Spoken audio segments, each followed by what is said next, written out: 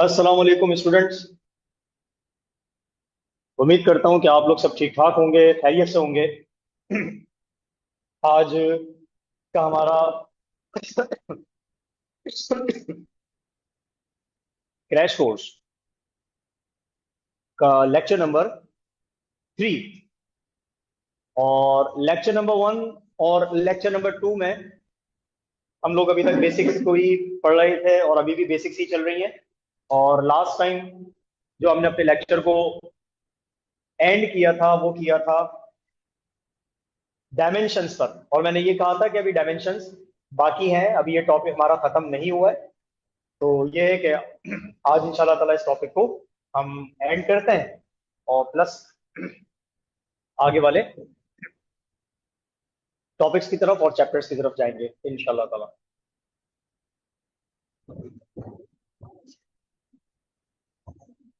ठीक है। अच्छा, डायमेंशंस हम लोगों ने निकालना सीखी थी, और कुछ डायमेंशंस जो है वो मैंने आप लोगों को कैलकुलेट करना सिखाई थी। मुझे याद नहीं है कौन कौन सी थी, लेकिन खैर मोमेंटम और ये जो बेसिक्स वाली डायमेंशंस होती हैं ये जो है वो हम लोगों ने डिस्कस की थी, जाहिर सी बात है। तो एक काम ही करते हैं कि जाहिर सी बात है सारी की सारी डायमेंशंस तो नहीं की जाती, तो ये है कि मैं मजीद आपको कुछ डायमेंशंस और कैलकुलेट करना सिखा देता हूँ। उसके बाद जो है फिर हम इसी डायमेंशंस के दूसरे सेक्शन की तरफ चलते हैं, ठीक है ना। अभी हम क्या कर रहे हैं, डायमेंशंस वाले टॉपिक में हम जो चीज अभी डिस्कस कर रहे हैं वो क्या है, हाउ to calculate या how to find the dimensions of any physical quantity। किसी भी फिजिकल क्वांटिटी की डायमेंशन किस तरीके से कैलकुलेट की जाती है, अभी हम ये डिस्कस कर रहे हैं। ठीक है, ओके। हमारा टॉपिक कंटिन्यू है, डायमेंशंस। ये ठीक है, क्लियर है, ओके। डायमेंशंस। अच्छा, हम लोगों ने वर्क, पावर, मेरे ख्याल से इनकी डायमेंशंस कर ली थी, मोमेंटम की कर ली थी, है ना, प्रेशर की कर ली थी, एरिया, वॉल्यूम, डेंसिटी, ये वाली चीजें हम लोगों ने डिस्कस कर ली थी। अब फॉर एग्जांपल जो जो मुझे याद आती जाएगी मैं वो लिखता रहूंगा। अभी हम फॉर एग्जांपल डायमेंशन कैलकुलेट करते हैं।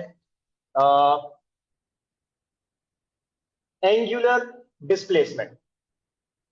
अच्छा, मैं थोड़ी जल्दी जल्दी करवाऊंगा इसको, क्योंकि इसकी हमारी प्रैक्टिस है, इसको हम डिस्कस ऑलरेडी कर चुके हैं, तो थोड़ा सा जल्दी जल्दी चलेंगे। Angular displacement.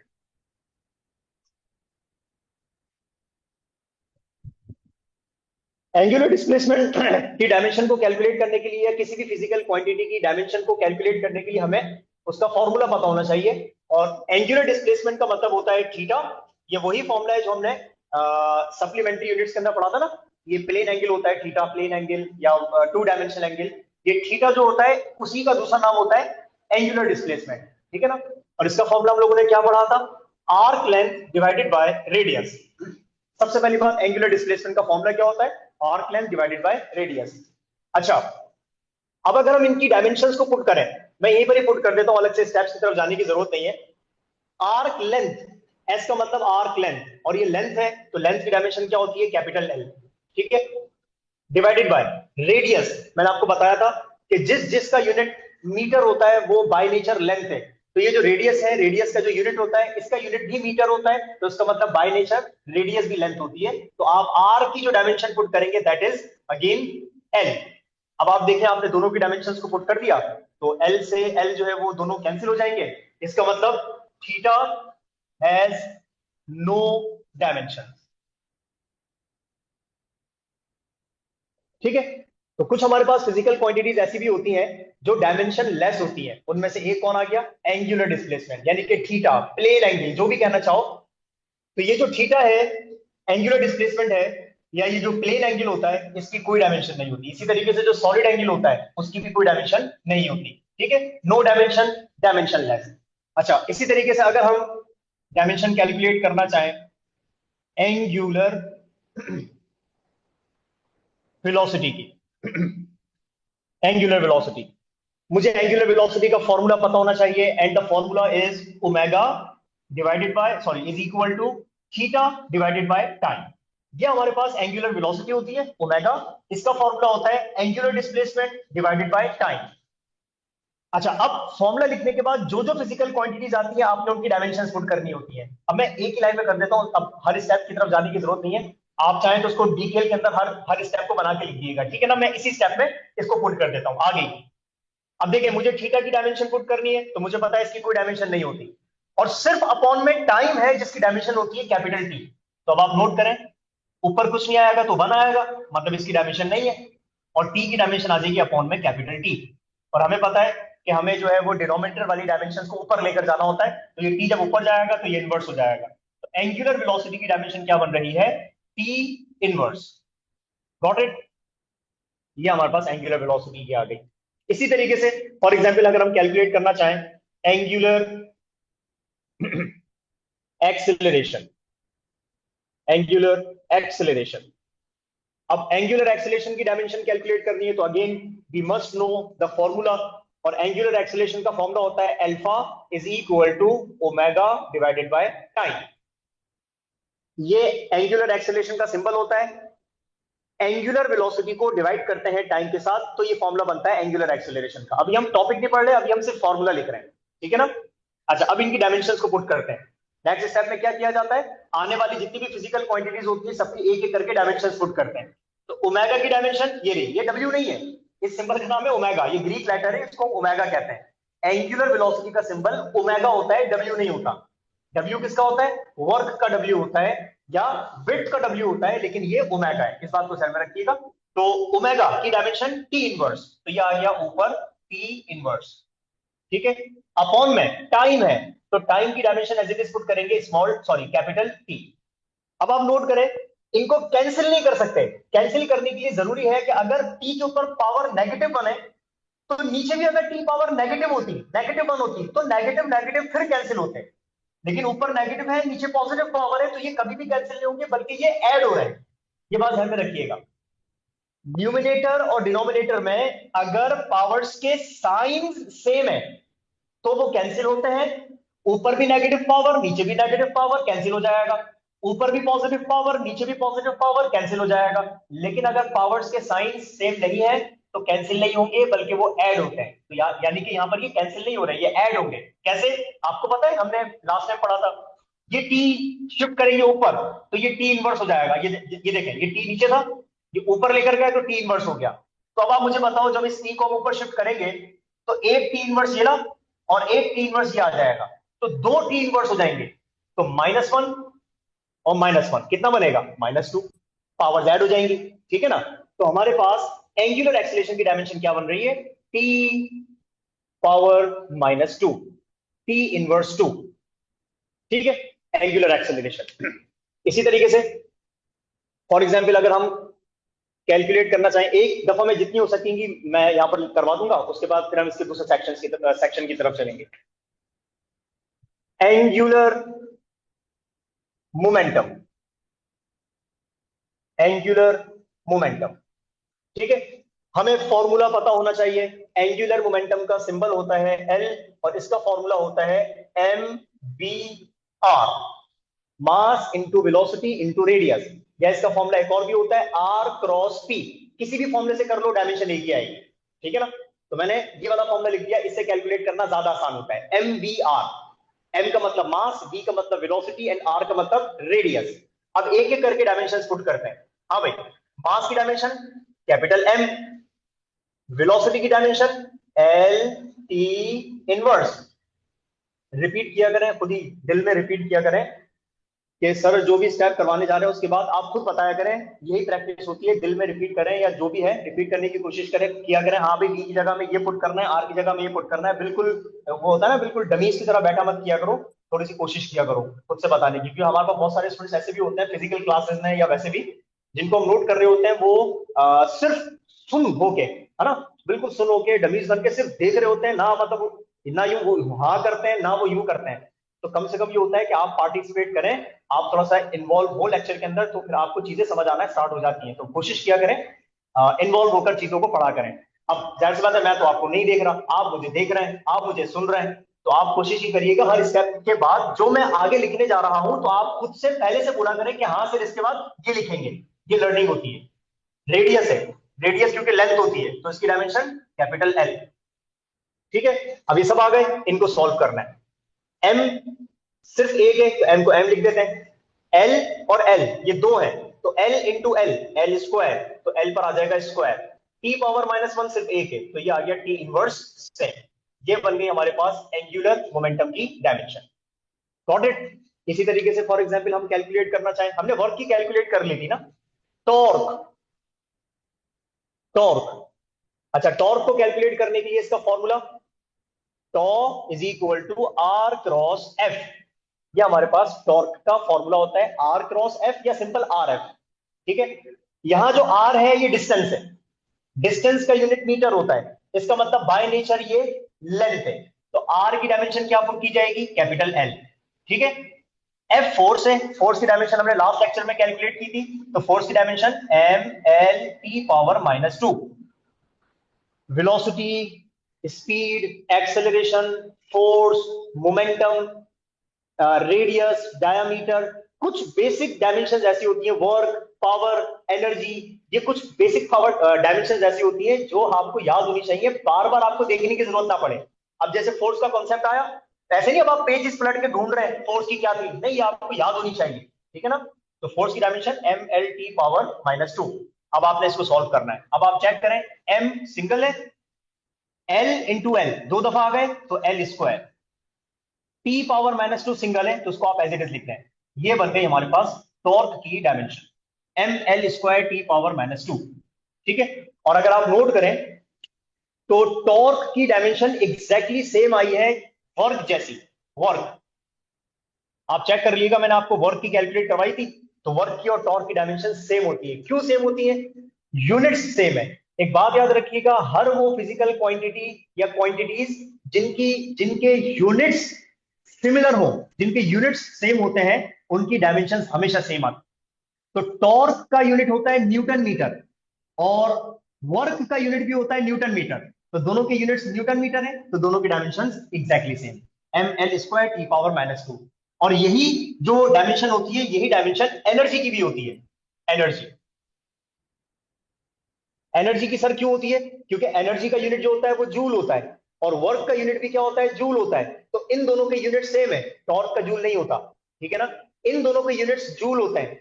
तो अब अगर वर्क की डायमेंशन ये है तो फिर लाजमी एनर्जी की डायमेंशन भी यही होगी। अब एनर्जी कोई सी भी हो, भले वो काइनेटिक एनर्जी हो, भले वो पोटेंशियल एनर्जी हो, भले वो हीट एनर्जी हो, कोई सी भी एनर्जी हो, जब बात आएगी एनर्जी की तो एनर्जी का यूनिट जूल, और जूल जिसका भी यूनिट होगा उसकी डायमेंशन हमेशा ये होगी। तो कॉमन है, इसको याद कर लीजिएगा, वर्क की डायमेंशन या एनर्जी की dimension M L square T power -2। ठीक है, इसी तरीके से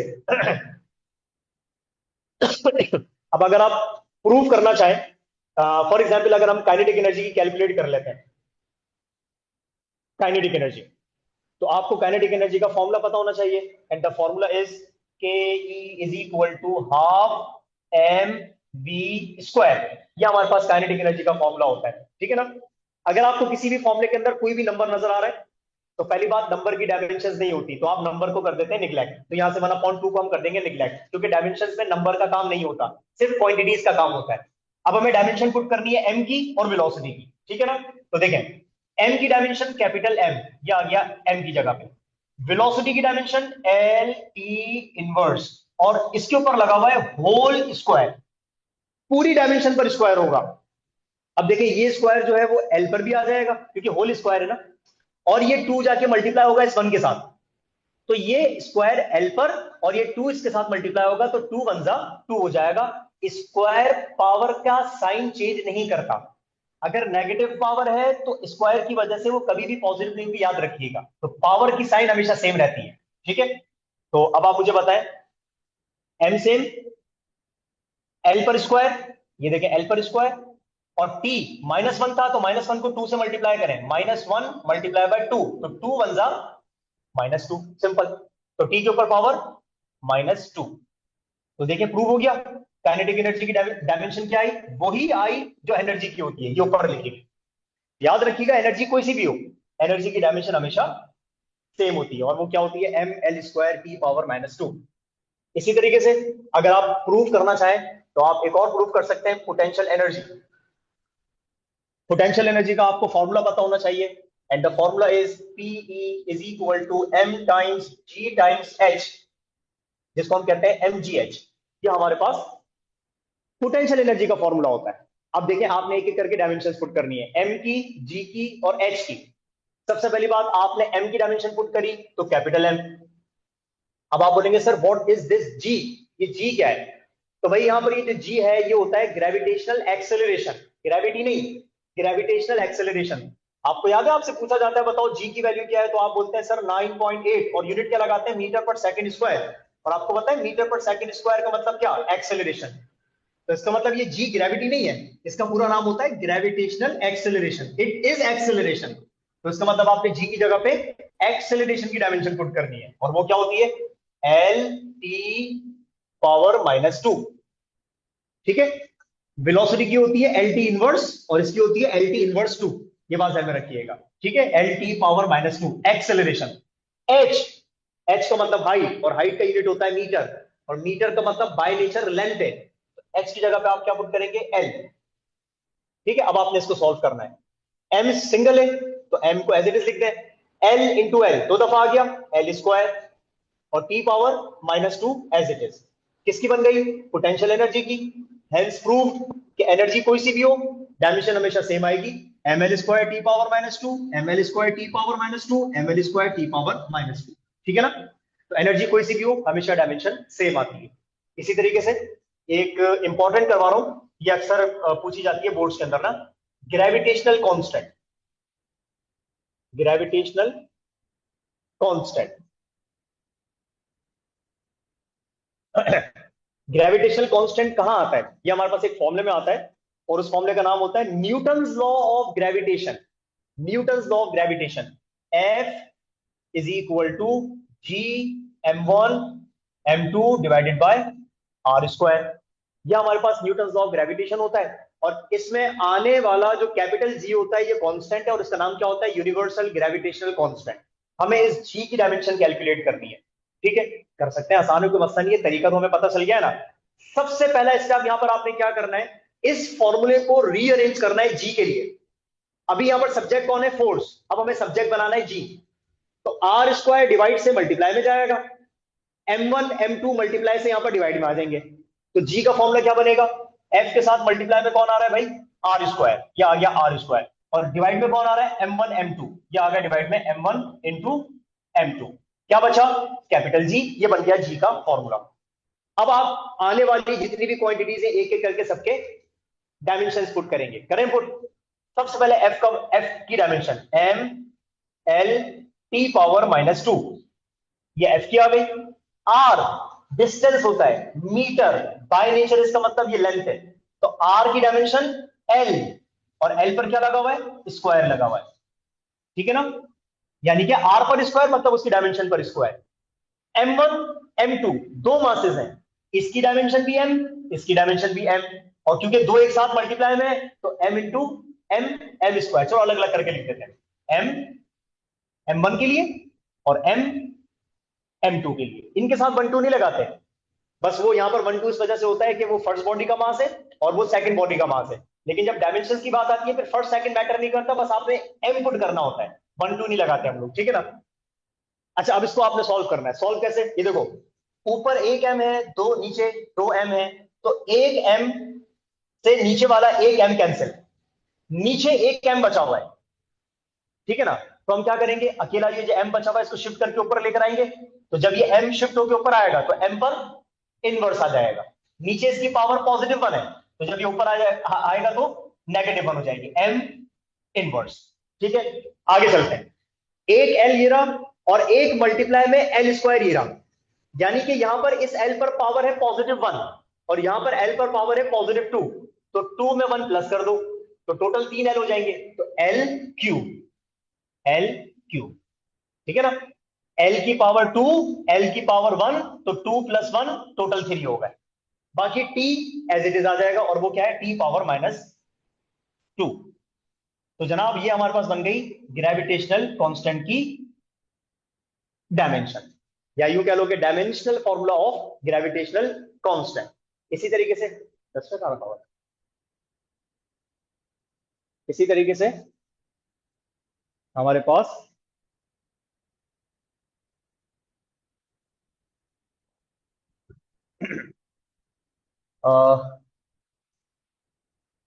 कुछ और करते हैं। जैसे फॉर एग्जांपल हम जाते हैं थोड़ा सा आगे की तरफ, चार्ज, थोड़ा सा चार्जेस और करंट को भी डिस्कस कर लेते हैं। पता चला वो सर आपने वो तो बताया नहीं थे, चार्जेस और करंट, जिसमें चार्ज की डायमेंशन आ जाए, जिसमें करंट की बात आ जाए। अभी तो हम एम एल टी बस ले दे के ही पढ़ रहे हैं ना, तो अब हम ऐसी डायमेंशन कैलकुलेट करते हैं जिसमें एम एल टी के अलावा कुछ और भी क्वांटिटीज आती हो। चार्ज, अच्छा चार्ज की अगर हम बात करें तो हमारे पास चार्ज का फॉर्मूला होता है Q is equal to current multiply by time. ये हम पढ़ेंगे आगे, ये आएगा। अभी आप ये देखिएगा, हम ये टॉपिक्स नहीं पढ़ रहे, ये मत समझिएगा सर आपने क्या आज के लेक्चर में सारे के सारे टॉपिक्स पढ़ा दिए। नहीं भाई, हम टॉपिक्स नहीं पढ़ रहे, हम क्या कर रहे हैं, डायमेंशन वाला टॉपिक एक ऐसा टॉपिक होता है जिसमें फिजिक्स के तकरीबन फॉर्मूला आप रिवाइज कर लेते हैं। आपको तकरीबन जो फॉर्मूला होते हैं उनका पता चल जाता है कि हाँ इसका फॉर्मूला ये होता है, ये होता है, ये होता है, एक जगह पर सारे फॉर्मूला आ जाते हैं तकरीबन। ठीक है ना, तो ये टॉपिक्स नहीं पढ़ रहे, हमारा मेन टॉपिक है डायमेंशन। ठीक है, चार्ज का सिंबल Q और फॉर्मूला करंट इनटू टाइम। अब मुझे करंट की डायमेंशन पुट करनी है और टाइम की डायमेंशन पुट करनी है। भाई मैंने आपको लास्ट वाले लेक्चर में बताया था, लिखवाया था कि करंट की जो डायमेंशन होती है वो होती है कैपिटल A, और T की डायमेंशन होती है कैपिटल T। तो इनको एक साथ लिख देते हैं क्योंकि सॉल्यूशन तो कुछ भी नहीं है। तो A कैपिटल T, ये हमारे पास बन गई चार्ज की डायमेंशन। ठीक है, यानी कि आपको किसी भी फॉर्मूले में चार्ज नजर आए, क्यू नजर आए, तो आपने उसकी जगह पे डायमेंशन क्या पुट करनी है, एटी पुट करनी है। अब जैसे फॉर एग्जांपल कहां नजर आएगा sir, potential difference, potential difference, हमारे पास ये कॉन्सेप्ट होता है पोटेंशियल डिफरेंस का। टॉपिक नहीं पढ़ा रहा, हम डायरेक्ट फॉर्मूला लिख के सिर्फ ये सीख रहे हैं कि डायमेंशन क्या बनेगी और कैसे बनेगी। ठीक है ना, पोटेंशियल डिफरेंस का फॉर्मूला होता है V is equal to work done per unit charge. ये वर्क डन है जो हमने लास्ट लेक्चर में कैलकुलेट किया था, ये देखो वर्क, वर्क की डायमेंशन ये रही, और अपॉन में चार्ज है, चार्ज की ये रही। तो बस आपने इसकी और इसकी डायमेंशन पुट करनी है। करे पुट, आगे पुट कर रहा हूं, W की याद होनी चाहिए आपको, ml² T⁻⁻² divided by charge के ऊपर लिखी हुई है AT। ठीक है, आपको किसी वक्त का इंतजार नहीं होना चाहिए कि कोई ना कोई वक्त ऐसा आएगा जब मैं ये चीजें याद करना शुरू करूंगा या करूंगी। ये वक्त आपका अभी चल रहा है, इसी में कर लिया तो कर लोगे, वरना वो वक्त कभी नहीं आएगा जिसका आप इंतजार कर रहे हैं कि हाँ भाई कभी ना कभी वो वक्त आएगा कि मैं कुछ ना कुछ शुरू करूंगा, पढ़ना या मेहनत करना शुरू करूंगा। आपका वो वक्त जो है वो अभी चल रहा है। अगर अभी से इस वक्त के साथ अपने आप को आपने सिंक्रोनाइज कर दिया तो कर दिया, अदरवाइज ये वक्त हाथ से निकल जाएगा, और जाहिर सी बात है फिर बाद में पछतावा ही होता है कि काश उसी टाइम पे कर लेता, इतना वक्त मैं जाया नहीं करता। ठीक है ना, तो इसको सॉल्व करते हैं। V is equal to, solution check करते हैं किस किस का हो सकता है। M सिंगल है, L सिंगल है, सिंगल मतलब L का सॉल्यूशन नहीं है, A का सॉल्यूशन नहीं है, T का सॉल्यूशन नजर आ रहा है मुझे। अब देखिए T का सॉल्यूशन डायरेक्ट कर रहा हूं, हर एक स्टेप बार बार नहीं लिखेंगे। T ऊपर शिफ्ट होगा तो T इनवर्स बनेगा। ठीक है ना, ये T ऊपर जाएगा तो इनवर्स आ जाएगा। अब आप नोट करें कि दो T हैं, एक पर पावर -2 है, और जब ये ऊपर जाएगा तो उसकी पावर -1, तो कितना हो जाएगा, -3। इसका मतलब T को जब आप सॉल्व करेंगे तो T की टोटल पावर क्या बनेगी, -3 बनेगी। ठीक है ना, तो अब आप चेक करो, M सेम, कोई सॉल्यूशन नहीं था, L² सेम, कोई सॉल्यूशन नहीं था, T की पावर क्या बन गई, -3, और ये जो A है इसको आप शिफ्ट करके ऊपर लेकर जाएंगे तो A इनवर्स बन गई, पोटेंशियल डिफरेंस, पोटेंशियल डिफरेंस। ठीक है ना, इसी तरीके से फॉर एग्जांपल इक्का दुक्का और कर लेते हैं। Electric field, electric field, electric field की अगर हम बात करें तो हमें फॉर्मूला पता होना चाहिए, और इलेक्ट्रिक फील्ड का हमारे पास फॉर्मूला जो होता है दैट इज फोर्स पर यूनिट चार्ज। ठीक है, फोर्स की डायमेंशन आपको याद होनी चाहिए और चार्ज की डायमेंशन आपको याद होनी चाहिए, ये बेसिक डायमेंशन में आ जाती है। मैं आपको ये नहीं कहूंगा कि आप पोटेंशियल डिफरेंस की याद करें, ग्रेविटेशनल कांस्टेंट की याद करें, अगर तो आप याद कर सकते हैं तो बहुत अच्छा है, अगर आपका रट्टाफिकेशन बहुत अच्छा है, लेकिन सारी याद नहीं होती। इनमें माइनर माइनर से फर्क होते हैं, पता चला इन बड़ी बड़ी डायमेंशंस के चक्कर में जो छोटी छोटी जो बेसिक्स थी वो भूल जाओ, उसमें गड़बड़ कर दूं। तो कहने का मतलब क्या, कि जो बेसिक्स है 15-20 ऐसी हैं जिनकी याद होनी चाहिए, वो याद कर लेना। ठीक है, फोर्स की डायमेंशन आपको याद होनी चाहिए, M L T power -2 divided by charge की आपको याद होनी चाहिए, ए टी। अब मुझे बताएं सॉल्यूशन क्या होने जा रहा है। अगेन नजर आ रहा है, सेम सिचुएशन आ गई, ऊपर -2, टी की पावर -2 और टी की पावर +1। जब ये टी ऊपर जाएगा तो टी पावर -1 हो जाएगा, तो दोबारा -1 -2 कितने हो जाएंगे, दोबारा इसकी तरह -3 हो जाएगा। तो लिखते हैं E is equal to M same, कोई सॉल्यूशन नहीं है, एल सेम, कोई सॉल्यूशन नहीं है, टी का सॉल्यूशन था, तो सॉल्यूशन करने के बाद क्या बनेगा, -3, और उसके बाद ए बचा हुआ है, ए को शिफ्ट करके ऊपर लेकर जाएंगे तो ए इनवर्स। Got it. तो this is the dimensional formula for electric field या इलेक्ट्रिक इंटेंसिटी। ठीक है ना। इस तरीके से हम लोग क्या करते हैं, इस तरीके से हम लोग डायमेंशंस को कैलकुलेट कर रहे होते हैं किसी भी फिजिकल क्वांटिटी की। जल्दी से इसके स्क्रीनशॉट लीजिएगा, फिर हम आगे चलते हैं।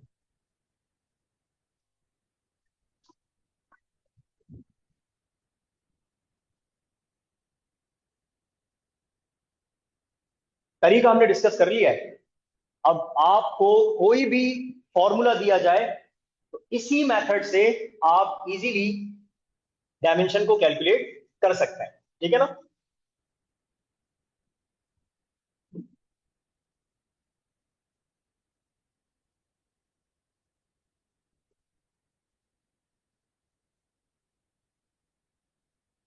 अब हमारे पास डायमेंशंस में जो दूसरा सेक्शन है जो हम डायमेंशंस में डिस्कस करते हैं वो है होमोजेनिटी प्रिंसिपल, या उसको कहते हैं प्रिंसिपल ऑफ होमोजेनिटी। मतलब टॉपिक सेम है, प्रिंसिपल ऑफ होमोजेनिटी। होमोजेनिटी जो वर्ड है, इस वर्ड का मतलब होता है सेमनेस, यूनिफॉर्मिटी, यानी कि सेम होना, किसी चीज का बराबर हो जाना, सेम आ जाना, इसका मतलब ये होता है सेमनेस। ठीक है ना। प्रिंसिपल ऑफ होमोजेनिटी क्या होता है, मैं आपको उसके बारे में लिखवाता हूं पहले। Principal of homogeneity is used, इसके बारे में 2-3 लाइन है कि ये किस लिए यूज होता है। Is used to check the correctness of an equation by showing that the dimensions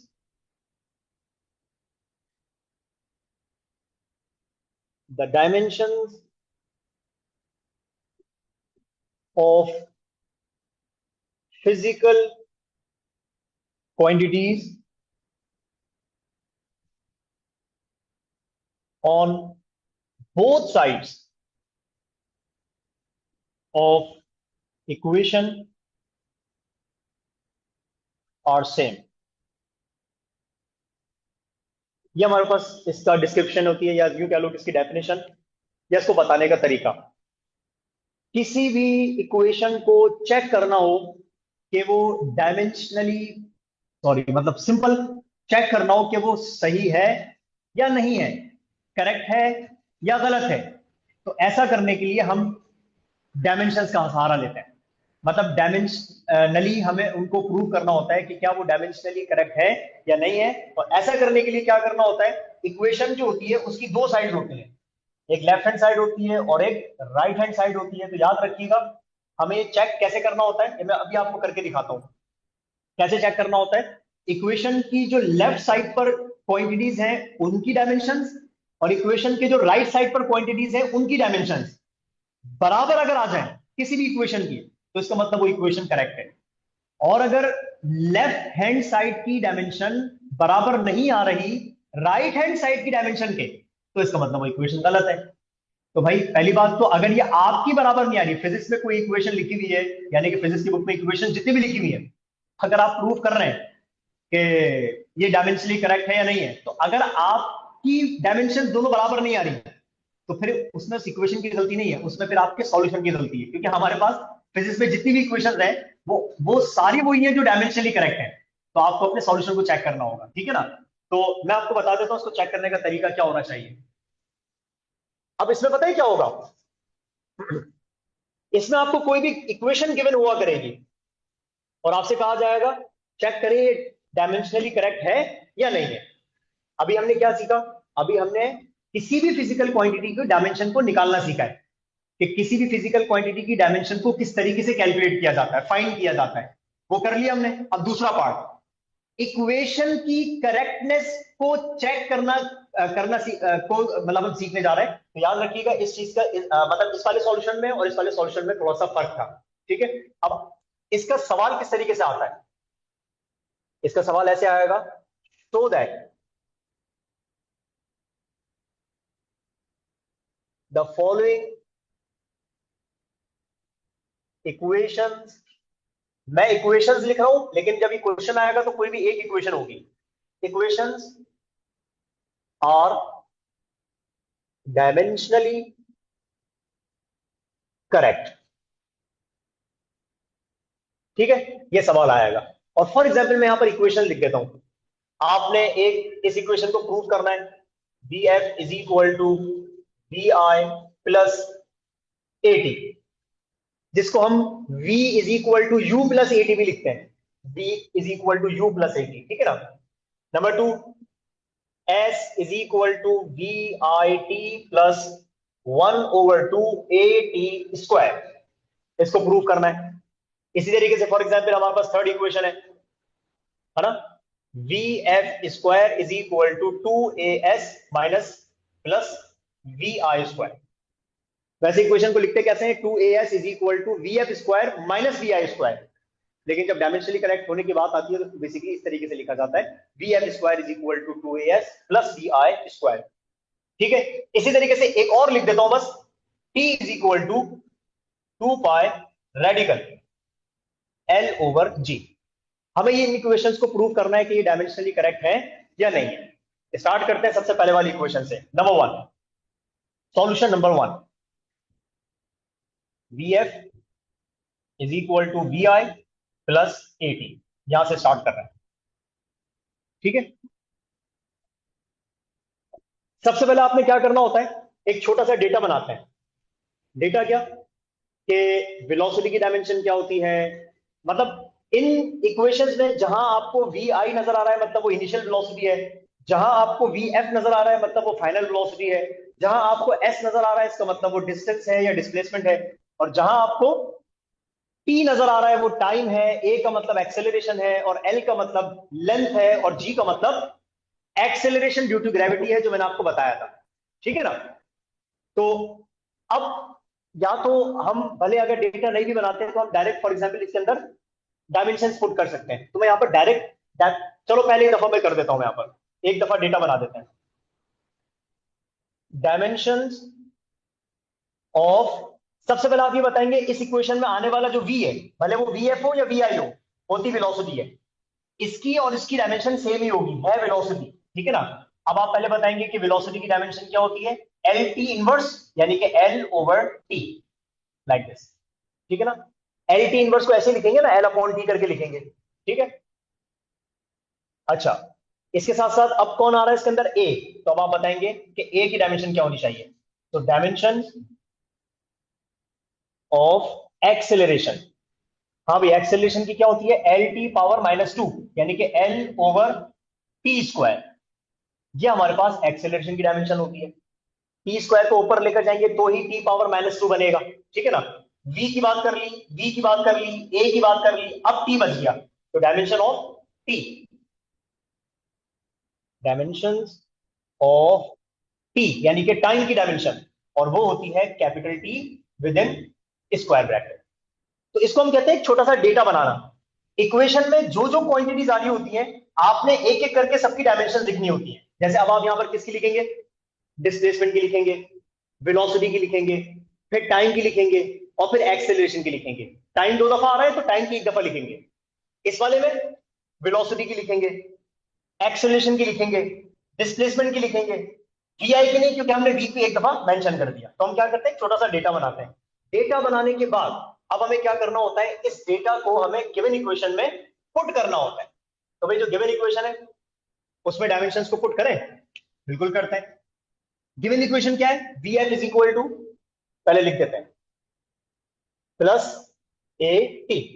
अब एक एक करके डायमेंशन पुट करते हैं। वेलोसिटी की डायमेंशन लिखी हुई है एल ओवर टी, ठीक है, इज इक्वल टू, वेलोसिटी की डायमेंशन दोबारा सेम, एक दफा है या 10 दफा है, जब भी वेलोसिटी का जिक्र आएगा तो हमेशा एल अपॉन टी, ठीक है ना। So L over T,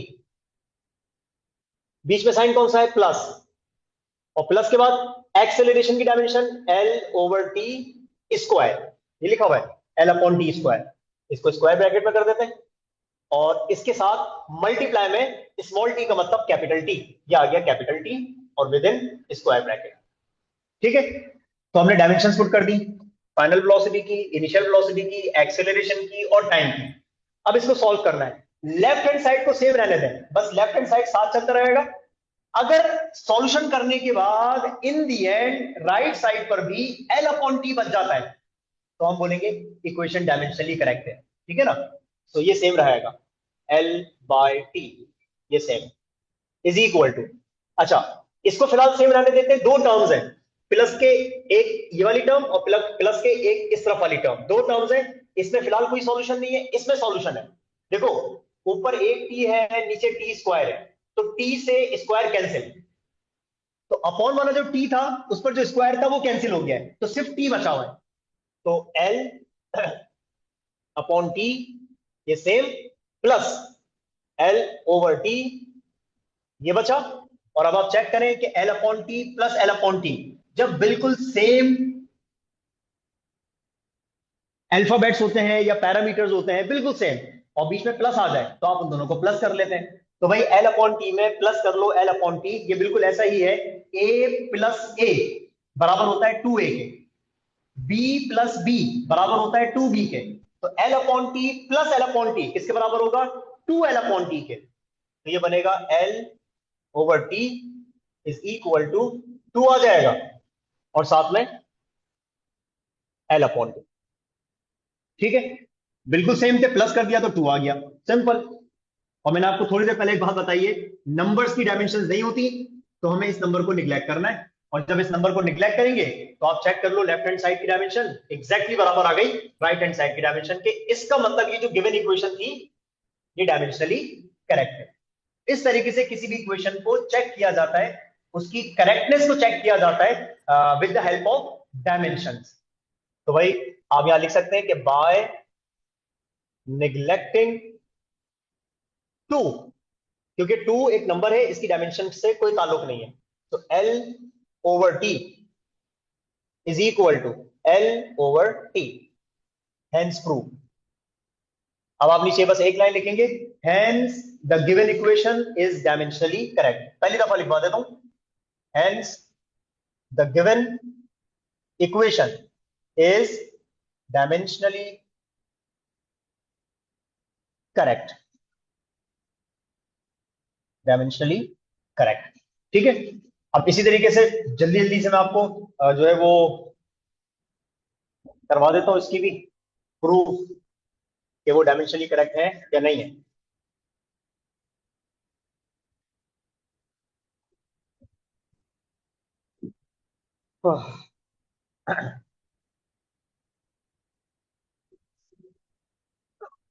second, number 2,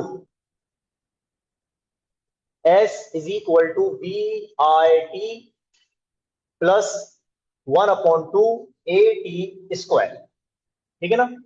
ये हमारे पास सेकंड इक्वेशन है जिसको आपने प्रूव करना है। अच्छा अब मैं इस तरीके से डेटा नहीं बना रहा, ये हम स्किप कर रहे हैं, आप नोट कर रहे हो तो आप इसका बकायदा पूरा डेटा बना लीजिएगा, ठीक है ना। कैसे लिखेंगे, सबसे पहले एस की डायमेंशन लिखेंगे, एस मतलब डिस्टेंस होता है, मीटर मतलब लेंथ, फिर आप लिखेंगे डायमेंशन ऑफ वेलोसिटी, फिर आप लिखेंगे डायमेंशन ऑफ टी, फिर आप लिखेंगे डायमेंशन ऑफ ए। इस तरीके से आप डेटा बना लिएगा। अच्छा होगा अगर आप खुद से बना लें, तो प्रैक्टिस कर रहे होते हैं ना, तो अच्छी तरीके से लिख के प्रैक्टिस किया करें ताकि चीजें ध्यान में बैठ जाए। मैं क्या कर रहा हूं, मैं डायरेक्ट डायमेंशन पुट कर रहा हूं। सबसे पहले एस की डायमेंशन आप पुट करेंगे, तो एस की डायमेंशन होती है एल, देखते रहिएगा गौर से, इज इक्वल टू वेलोसिटी की डायमेंशन पुट करेंगे एल ओवर टी, मल्टीप्लाई में टी टाइम, टाइम की डायमेंशन पुट करेंगे तो सिर्फ capital T, plus 1/2 as it is, एक नंबर है। अच्छा एक बात याद रखिएगा, अगर सॉल्यूशन के स्टार्टिंग में आपको कोई नंबर नजर आ रहा है तो शुरू में इसको निग्लेक्ट मत करिएगा, वो नंबर हमें सॉल्यूशन के लिए चाहिए होता है, ठीक है ना। तो कभी भी हम सॉल्यूशन के बीच में चीजें निग्लेक्ट इस तरीके से नहीं करते। यहां पर आप जब भी नंबर को निग्लेक्ट करेंगे तो सबसे लास्ट स्टेप के अंदर जो नंबर दिख रहा होगा, जब हमारा सारा सॉल्यूशन खत्म हो चुका होगा, तो इन दी एंड जो नंबर बचेगा हम उसको निग्लेक्ट करते हैं। तो याद रखिएगा, प्रूफ करने में स्टार्टिंग में ही, पहले ही स्टेप के अंदर जो भी नंबर हो उसको निग्लेक्ट मत कर दिएगा, ठीक है ना। एंड में निग्लेक्ट करते हैं। तो 1/2, उसके बाद एक्सेलरेशन की डायमेंशन एल ओवर टी और टी स्क्वायर, यानी कि टी स्क्वायर, सही है। देखिए मैं बताता हूं, एस की डायमेंशन एल, वेलोसिटी की डायमेंशन ये रही एल अपॉन टी, टाइम की डायमेंशन इसके साथ मल्टीप्लाई में ये आ गई टी, 1/2 सेम, एक्सेलरेशन की डायमेंशन ये रही ब्रैकेट में एल अपॉन, सॉरी टी पर square, L upon T square, acceleration की डायमेंशन में एल अपॉन टी स्क्वायर होता है, और मल्टीप्लाई में टी स्क्वायर है, मतलब टी पर स्क्वायर आ गया, तो आपने सबकी डायमेंशन को पुट कर दिया। अब सिर्फ सॉल्व करना है। ये देखो, टी से T cancel, simple, T square से टी स्क्वायर पूरा कैंसिल हो गया, वहां सिर्फ टी से टी का स्क्वायर कैंसिल हुआ था, लेकिन यहां पर टी स्क्वायर पूरा कैंसिल हो गया। अब चेक करते हैं बचा हुआ क्या है, तो भाई लेफ्ट पर एल है, इज इक्वल टू, राइट पर इस तरफ तो दोनों टी कैंसिल हो गए, सिर्फ एल बचा हुआ है, तो एल लिखते हैं, प्लस नंबर बचा हुआ है, नंबर लिखें, और यहां पर भी सिर्फ और सिर्फ एल बचा हुआ है, बाकी दोनों टी स्क्वायर आपस में कैंसिल हो गए। यहां तक बात क्लियर। तो क्या बचा, सिर्फ एल, और यहां पर एल, और एल के साथ नंबर क्या है 1/2। अब क्या करेंगे, अब यहां पर सिर्फ हमें एल और हाफ एल को प्लस करना है। देखो ए प्लस ए बराबर होता है 2a के, है ना। 2a प्लस 3a बराबर होता है 5a के, है ना। ए के साथ जो नंबर है, ए के साथ जो नंबर्स है, हम नंबर्स को प्लस करते हैं, तो 2 + 3 5 आ जाएगा, ठीक है ना। यहां पर ए के साथ कुछ नहीं था तो 1 था, कुछ नहीं था तो 1 था, तो हमने क्या किया, 1 को और 1 को प्लस किया, तो क्या बना, 2 बना, ऐसा है। अब आप चेक करो, ये भी एल है, ये भी एल है, इसके साथ जो नंबर है वो 1 है, प्लस इसके साथ जो नंबर है वो 1/2 है, तो हमें सिर्फ नंबर्स को ऐड करना है, और इसका आंसर बनेगा 3/2। देखो ना, a + a 2a, यानी कि आपने इन दोनों के नंबर्स को प्लस किया, 2 बना, और साथ में a को एक दफा लिख दिया, यानी कि ये डबल a है, 2a है, ठीक है ना। तो इस तरीके से हम क्या करेंगे, इस l के साथ कोई नंबर नहीं है तो 1 है, इस l के साथ नंबर क्या है, हाफ, तो आपने 1 को प्लस करना है हाफ में। तो भाई याद रखिएगा, जब भी हम 1 में प्लस करते हैं 1/2, तो आंसर बनता है 3/2, ठीक है। तो अब मुझे बताओ, 1l प्लस हाफ एल किसके बराबर होगा, 3/2l के, मतलब अब आप यहां पर l लगा दो, 1l और हाफ एल, तो अगर 1l और हाफ एल को प्लस करेंगे तो 3/2l, तो देखिए हमारा आंसर क्या बनेगा, 3/2 और साथ में l, और यहां पर सिर्फ l है।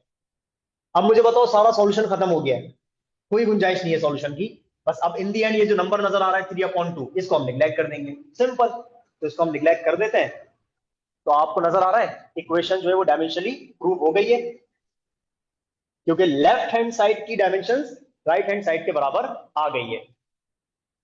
सो बाय निग्लेक्टिंग, इसको हम निग्लेक्ट करने जा रहे हैं, तो L is equal to L, ठीक है। इसको हमने क्या कर दिया, निग्लेक्ट कर दिया, खत्म बात।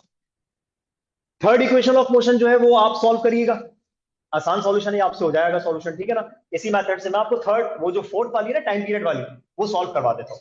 देखें number 4, time period is equal to 2 pi radical L over G। इसको प्रूव करना है कि ये डायमेंशनली करेक्ट है या नहीं है।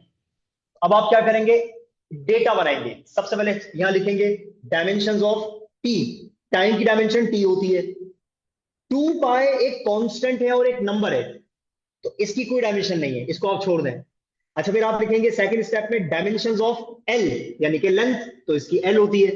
फिर आप लिखेंगे डायमेंशंस ऑफ स्मॉल जी, और याद है अभी मैंने थोड़ी देर पहले बताया था जी का मतलब एक्सेलरेशन, तो एक्सेलरेशन की डायमेंशन क्या होती है, एन अपॉन टी स्क्वायर। मैं डायरेक्टली पुट कर रहा हूं, मैंने आपको बता दिया इस तरीके से डेटा बनाना और उसके बाद पुट करना, ठीक है। चलो पुट करता हूं मैं, टी की dimension capital T as it is. 2 pi को छोड़ दें, एक नंबर है, इसको शुरू में हटा देते हैं। सर आप अब यहां पर क्यों हटा रहे हैं शुरू में, आपने तो मना किया था। तो अब आप नोट कर लो, ये एक ऐसी इक्वेशन है, एक ऐसा फॉर्मूला है जिसमें एक ही टर्म है, ये पूरी एक टर्म है, बीच में कहीं प्लस माइनस नहीं आ रहा। तो अगर एक से ज्यादा टर्म्स हो, मतलब बीच में प्लस या माइनस आ रहा हो, तो फिर हम नंबर को शुरू में निग्लेक्ट नहीं करते। तो देखो ना, यहां पर असल में बीच में प्लस था, एक टर्म ये थी और एक टर्म ये थी, तो इस वजह से हमने 1/2 को निग्लेक्ट नहीं किया था, क्योंकि 1/2 एंड में आके प्लस हुआ है। लेकिन यहां पर ये 2 किसके साथ जाके प्लस होगा, किसी के साथ नहीं, तो इसको शुरू में हटा दो।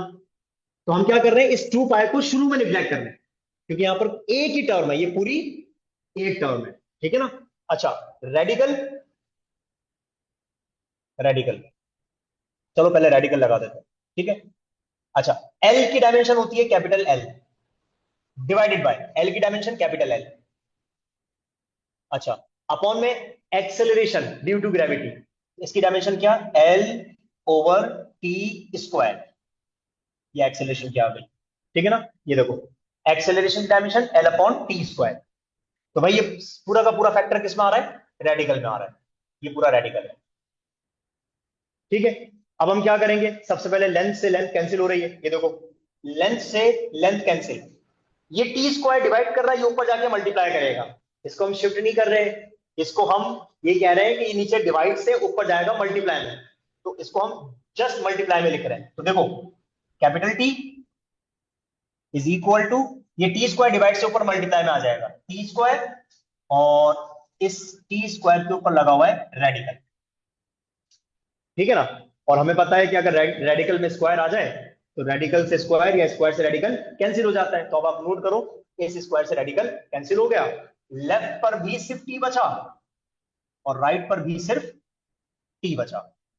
हेंस क्या लिखेंगे, the given equation is dimensionally correct.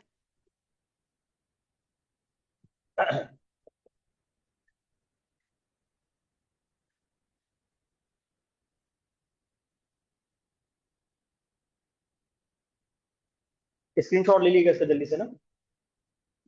तो अब ये था हमारा सेकंड सेक्शन डायमेंशंस का, जिसमें हमें क्या करना था, हमें कोई भी इक्वेशन गिवन हो सकती है और हमें just according to principle of homogeneity उसकी करेक्टनेस चेक करनी है कि वो इक्वेशन करेक्ट है या नहीं है। तो दूसरे पार्ट में हमने इक्वेशंस को डायमेंशनली करेक्ट प्रूफ करना सीखा। पहले वाले पार्ट में हमने फिजिकल क्वांटिटीज की डायमेंशंस को कैलकुलेट करना सीखा, और अब हमने इक्वेशन को प्रूव करना सीखा कि क्या वो इक्वेशन डायमेंशनली करेक्ट है या नहीं। तो ये दो अलग अलग सॉल्यूशंस होते हैं, ठीक है ना। अच्छा, देन एक एक और चीज, नंबर 3, और इसको कहा जाता है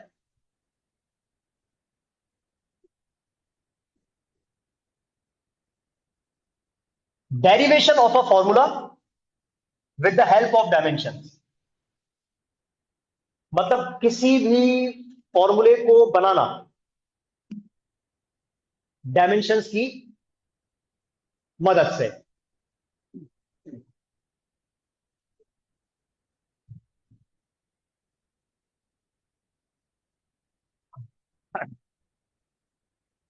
अब जैसे फॉर एग्जाम्पल,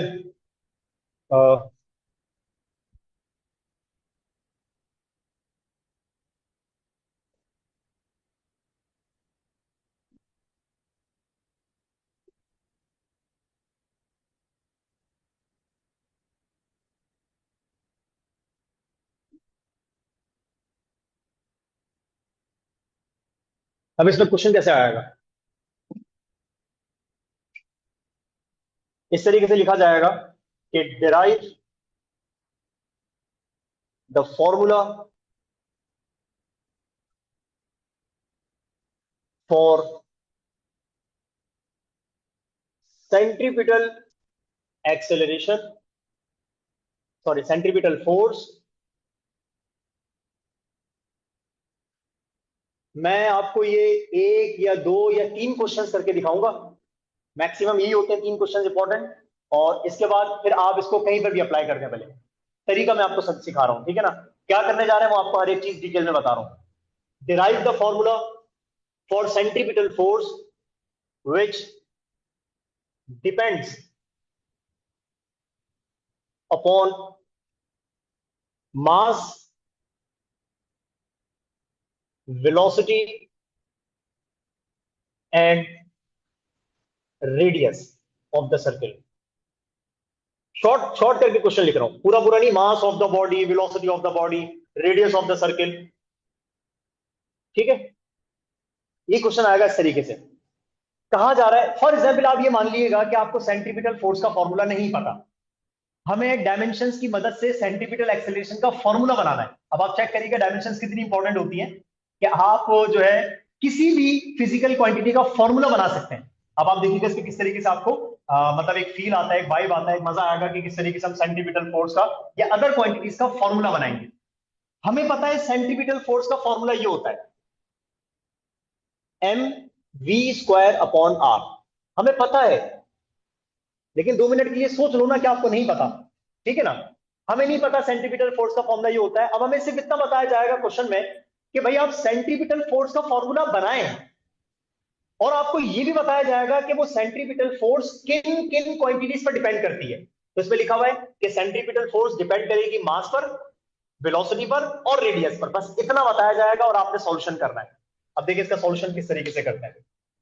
सबसे पहली बात यहां पर बताया जा रहा है कि जो सेंट्रीपिटल फोर्स है F, वो डिपेंड कर रही है तीन चीजों पे, मास पर, वेलोसिटी पर और रेडियस पर। आप प्रोपोर्शनल का साइन लगा के तीनों एक साथ लिखते हैं। ये मत सोचें कि सर डायरेक्टली आएंगे तीनों या इनवर्सली आएंगे, फॉर्मूले की तरफ मत जाएं। आप बस यहां से स्टार्ट करेंगे। आपको जो फिजिकल क्वांटिटीज बताई जाएगी उन सबको एक लाइन में लिखेंगे, आप एक लाइन में लिखेंगे। तो फोर्स डिपेंड कर रही है मास पर, वेलोसिटी पर और रेडियस पर, ठीक है ना। वो इन दी एंड खुद ही फॉर्मूला बन जाएगा, बस आपने लिखना एक लाइन में। मैं बार बार बता रहा हूं, लिखना एक लाइन में है। अभी हमें फॉर्मूला नहीं पता, अगर आप इसको ऐसे करके लिखते हैं तो इसका मतलब तो आपने फॉर्मूला ऑलरेडी लिख दिया। असल में हमें फॉर्मूला बनाना है, तो इसको आर को नीचे नहीं लिखेंगे। जिस चीज पर डिपेंड करेगी फोर्स, बस आपने वो तीनों एक लाइन में लिखना है, ठीक है। अच्छा, इस साइन को रिमूव करते हैं तो कोई ना कोई कांस्टेंट आता है, तो भाई यहां पर फॉर एग्जांपल हम कांस्टेंट लगा देते हैं के, ठीक है। अच्छा, अब आपने यहां पर एक काम करना है, जो फिजिकल क्वांटिटीज है ना, हर एक फिजिकल क्वांटिटी पर एक पावर लगानी है।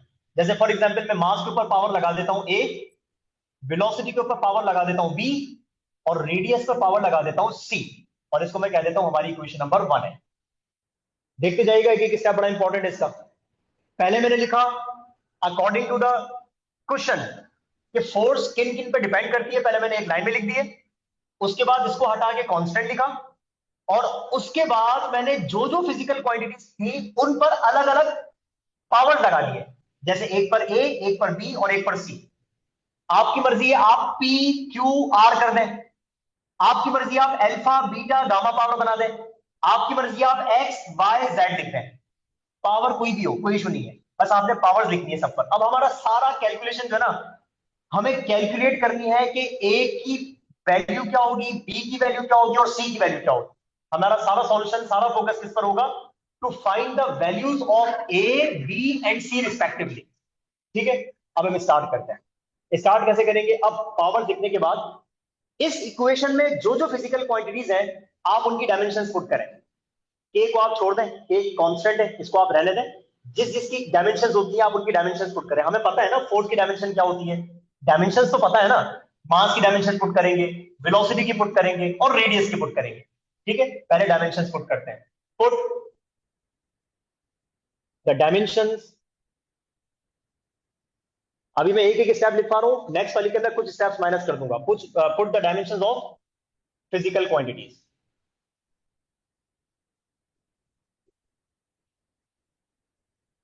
अब एक एक करके डायमेंशन पुट करते हैं। सबसे पहले फोर्स की, एम एल टी पावर -2, ये आ गई फोर्स की, स्क्वायर ब्रैकेट लगा दो, कोई इशू नहीं है, इज इक्वल टू, फिलहाल के को छोड़ दें, के हमें नहीं पता यहां पर कांस्टेंट क्या है, के को आप छोड़ दें, सिर्फ सॉल्यूशन करें।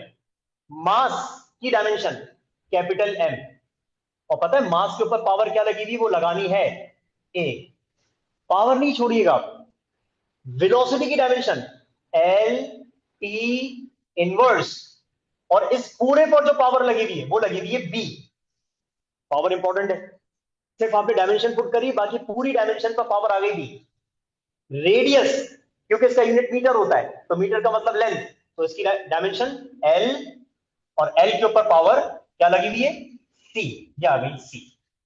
ठीक है, फर्स्ट स्टेप में आपने रिलेशन लिखा कि इन पे डिपेंड कर रहा है, दूसरे में आपने इक्वेशन बना के सिर्फ और सिर्फ क्वांटिटीज पर पावर लगा ली। राइट पर लगाइएगा, जिसका फॉर्मूला बनाना है उस पर नहीं लगाना, इस पर पावर लगाने की जरूरत नहीं, इसका तो हमें फॉर्मूला चाहिए। ठीक है ना, उसके बाद नेक्स्ट स्टेप में हमने आने वाली जितनी भी क्वांटिटीज है सबकी डायमेंशन पुट कर दी। फोर्स की डायमेंशन, इसको छोड़ दो कांस्टेंट है, मास की डायमेंशन, वेलोसिटी की डायमेंशन, और डिस्टेंस की डायमेंशन, और पावर्स मौजूद है, देखो मास की डायमेंशन पर ए, वेलोसिटी की डायमेंशन पर बी, और डिस्टेंस की डायमेंशन पर सी। अब क्या करेंगे, M L T power -2 as it is, देखो लेफ्ट पर कोई सॉल्यूशन नहीं होता, सारा सॉल्यूशन राइट पर होता है, इज इक्वल टू, अब एक काम ही करते हैं, हम स्क्वायर ब्रैकेट्स को हटा देते हैं, हम डायरेक्ट बस जो है वो क्वांटिटीज लिखते हैं, या चलो भले स्क्वायर ब्रैकेट के साथ लिखना चाहो तो लिख सकते हो। एम पर पावर ए है तो इस ए को एम पर लगा दें, एम और पावर ए। ठीक है, अच्छा अब ये जो बी है ना, ये होल डायमेंशन पर है, तो इस बी को एल पर और टी के साथ अलग अलग लिखें, यानी कि ये बी जो है वो एल पर भी आ जाएगी, ये देखो एल पावर बी, और टी पावर बी वन से मल्टीप्लाई होगा तो बी वन जा -बी, क्योंकि माइनस साइन रहेगा। ओके, हमने पावर को सॉल्व कर दिया, पावर कर दिया इस पर भी और इस पर भी। इसी तरीके से सी की पावर किस पर आ जाएगी, एल के ऊपर आ जाएगी, एल सी और ब्रैकेट क्लोज।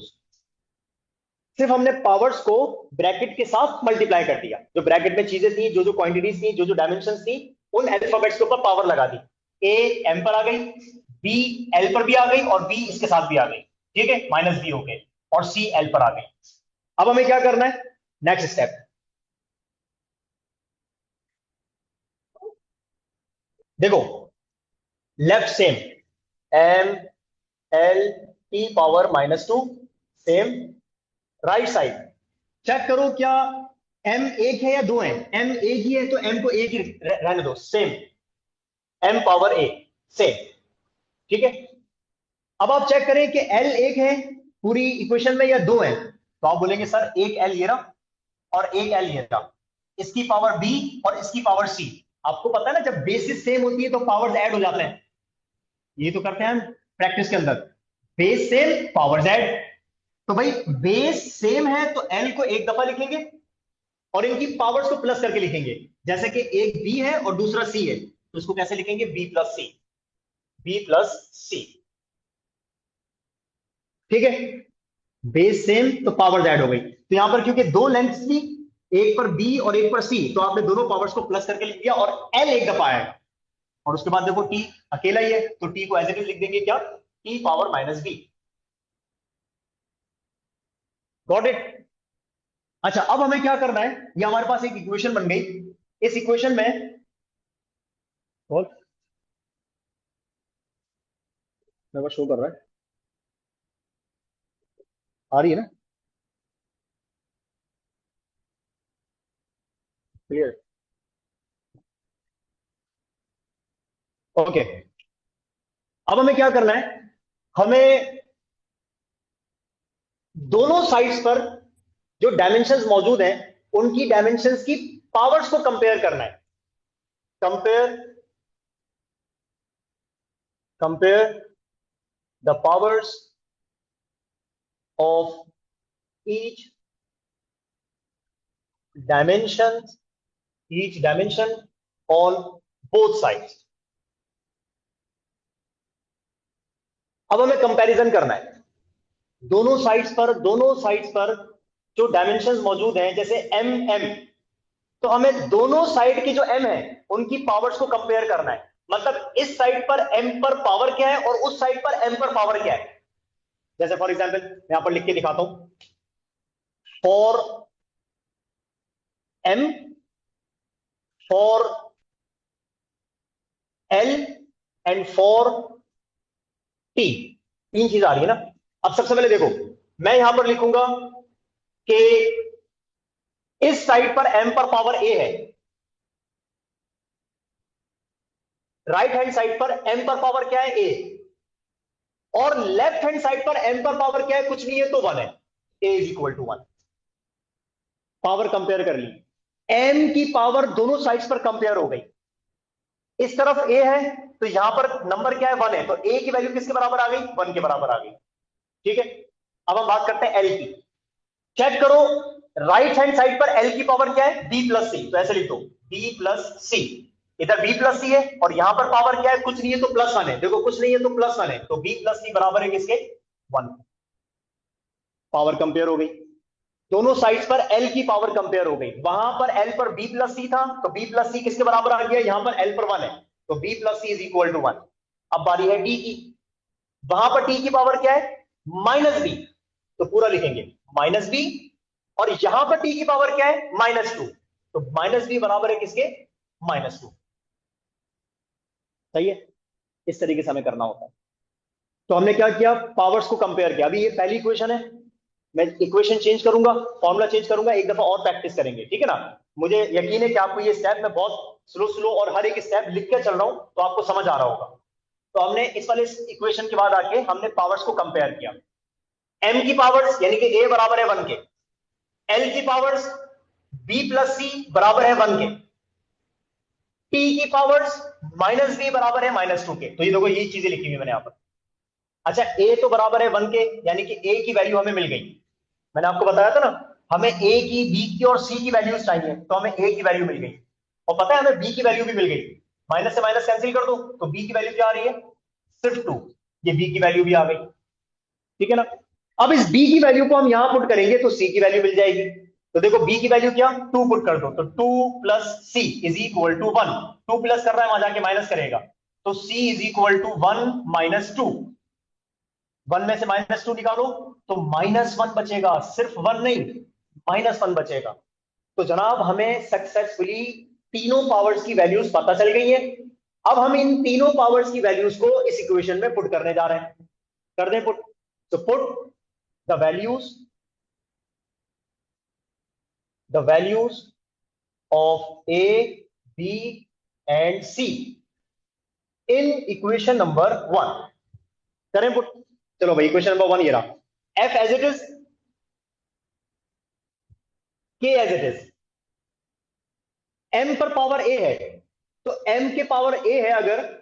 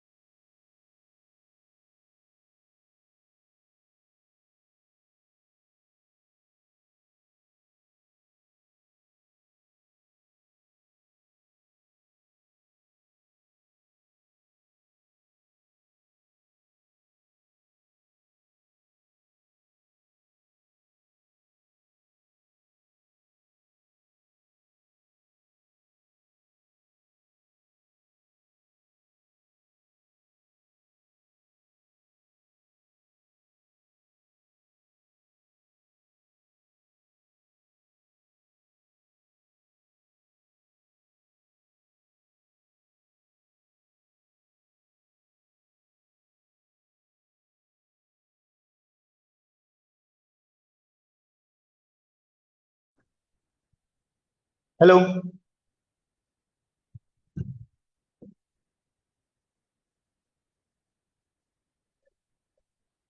जी,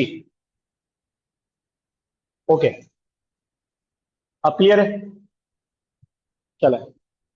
मैं वो मेरे बॉस से कैंसिल हो गई थी मीटिंग। चले, अब वैल्यूज पुट करते हैं एक एक करके। एम मैं लिखूंगा एज इट इज, और एम पर मैं पावर लगाऊंगा, ए की वैल्यू पुट करूंगा तो ए की वैल्यू 1 है, तो एम पर वैल्यू आ जाएगी 1। और बाद में हमें पता है 1 हम लिखते नहीं है। वेलोसिटी पर पावर बी है, तो बी की वैल्यू पुट करेंगे 2। तो देखो वेलोसिटी और इसके ऊपर पावर 2, बी की वैल्यू पुट कर दी 2। आर पर सी है, तो सी की वैल्यू पुट करेंगे -1। तो ये आ गया सी, सॉरी आर, और आर की वैल्यू पुट करेंगे -1। सही है। अब अकॉर्डिंगली इनको अरेंज कर देते हैं। अरेंज कैसे? एफ एफ रहेगा, के को रहने दें या हटा दें, हमें पता है सेंट्रीपिटल फोर्स के फॉर्मूले में जो के होता है उसकी वैल्यू 1 होती है।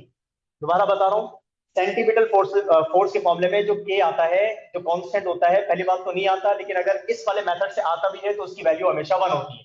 ठीक है ना? तो यहां से आप भले के को हटा दें, हमें पता है इसकी वैल्यू यहां पर 1 है। अब m बचा हुआ है, m के ऊपर 1 है तो उसको सिर्फ m लिखा जाएगा। v के ऊपर 2 यानी कि वेलोसिटी का स्क्वायर, और ये r पर पावर -1 है, तो एक्चुअली ये मल्टीप्लाई में नहीं है, ये डिवाइड में है। तो आप इसको r को नीचे ले आए, तो ये r आ जाएगा अपॉन में। ये बन गया हमारे पास सेंट्रीपिटल फोर्स का फॉर्मूला, mv² अपॉन r।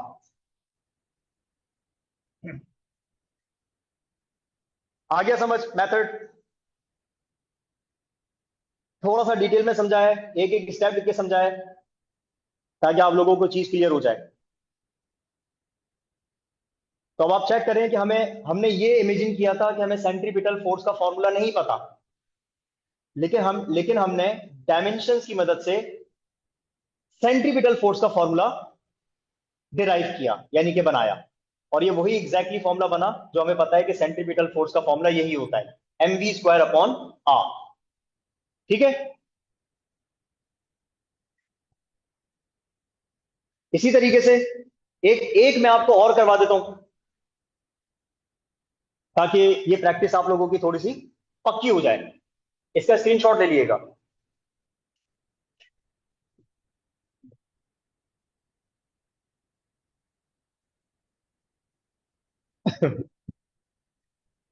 चल रही? सही है। अच्छा भाई, इक्वेशन चेंज करते हैं।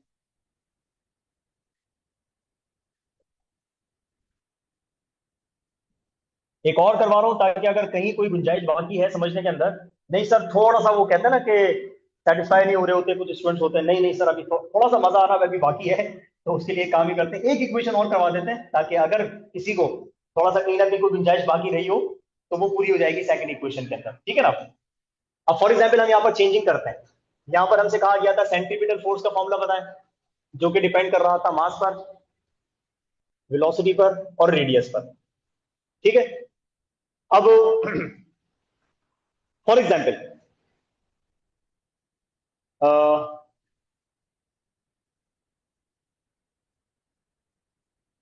derive the formula for fluid friction। Fluid friction, ठीक है। फ्लूइड फ्रिक्शन का फॉर्मूला ड्राइव करें, जो कि डिपेंड करती है सबसे पहले कोफिशिएंट ऑफ विस्कोसिटी पर। आप बोलेंगे सर हल्का हाथ रखें, क्या हो गया अचानक से, कहां चले गए आप ये? लेकिन खैर सही है, कोई मुश्किल बात नहीं है। कोफिशिएंट ऑफ विस्कोसिटी पर,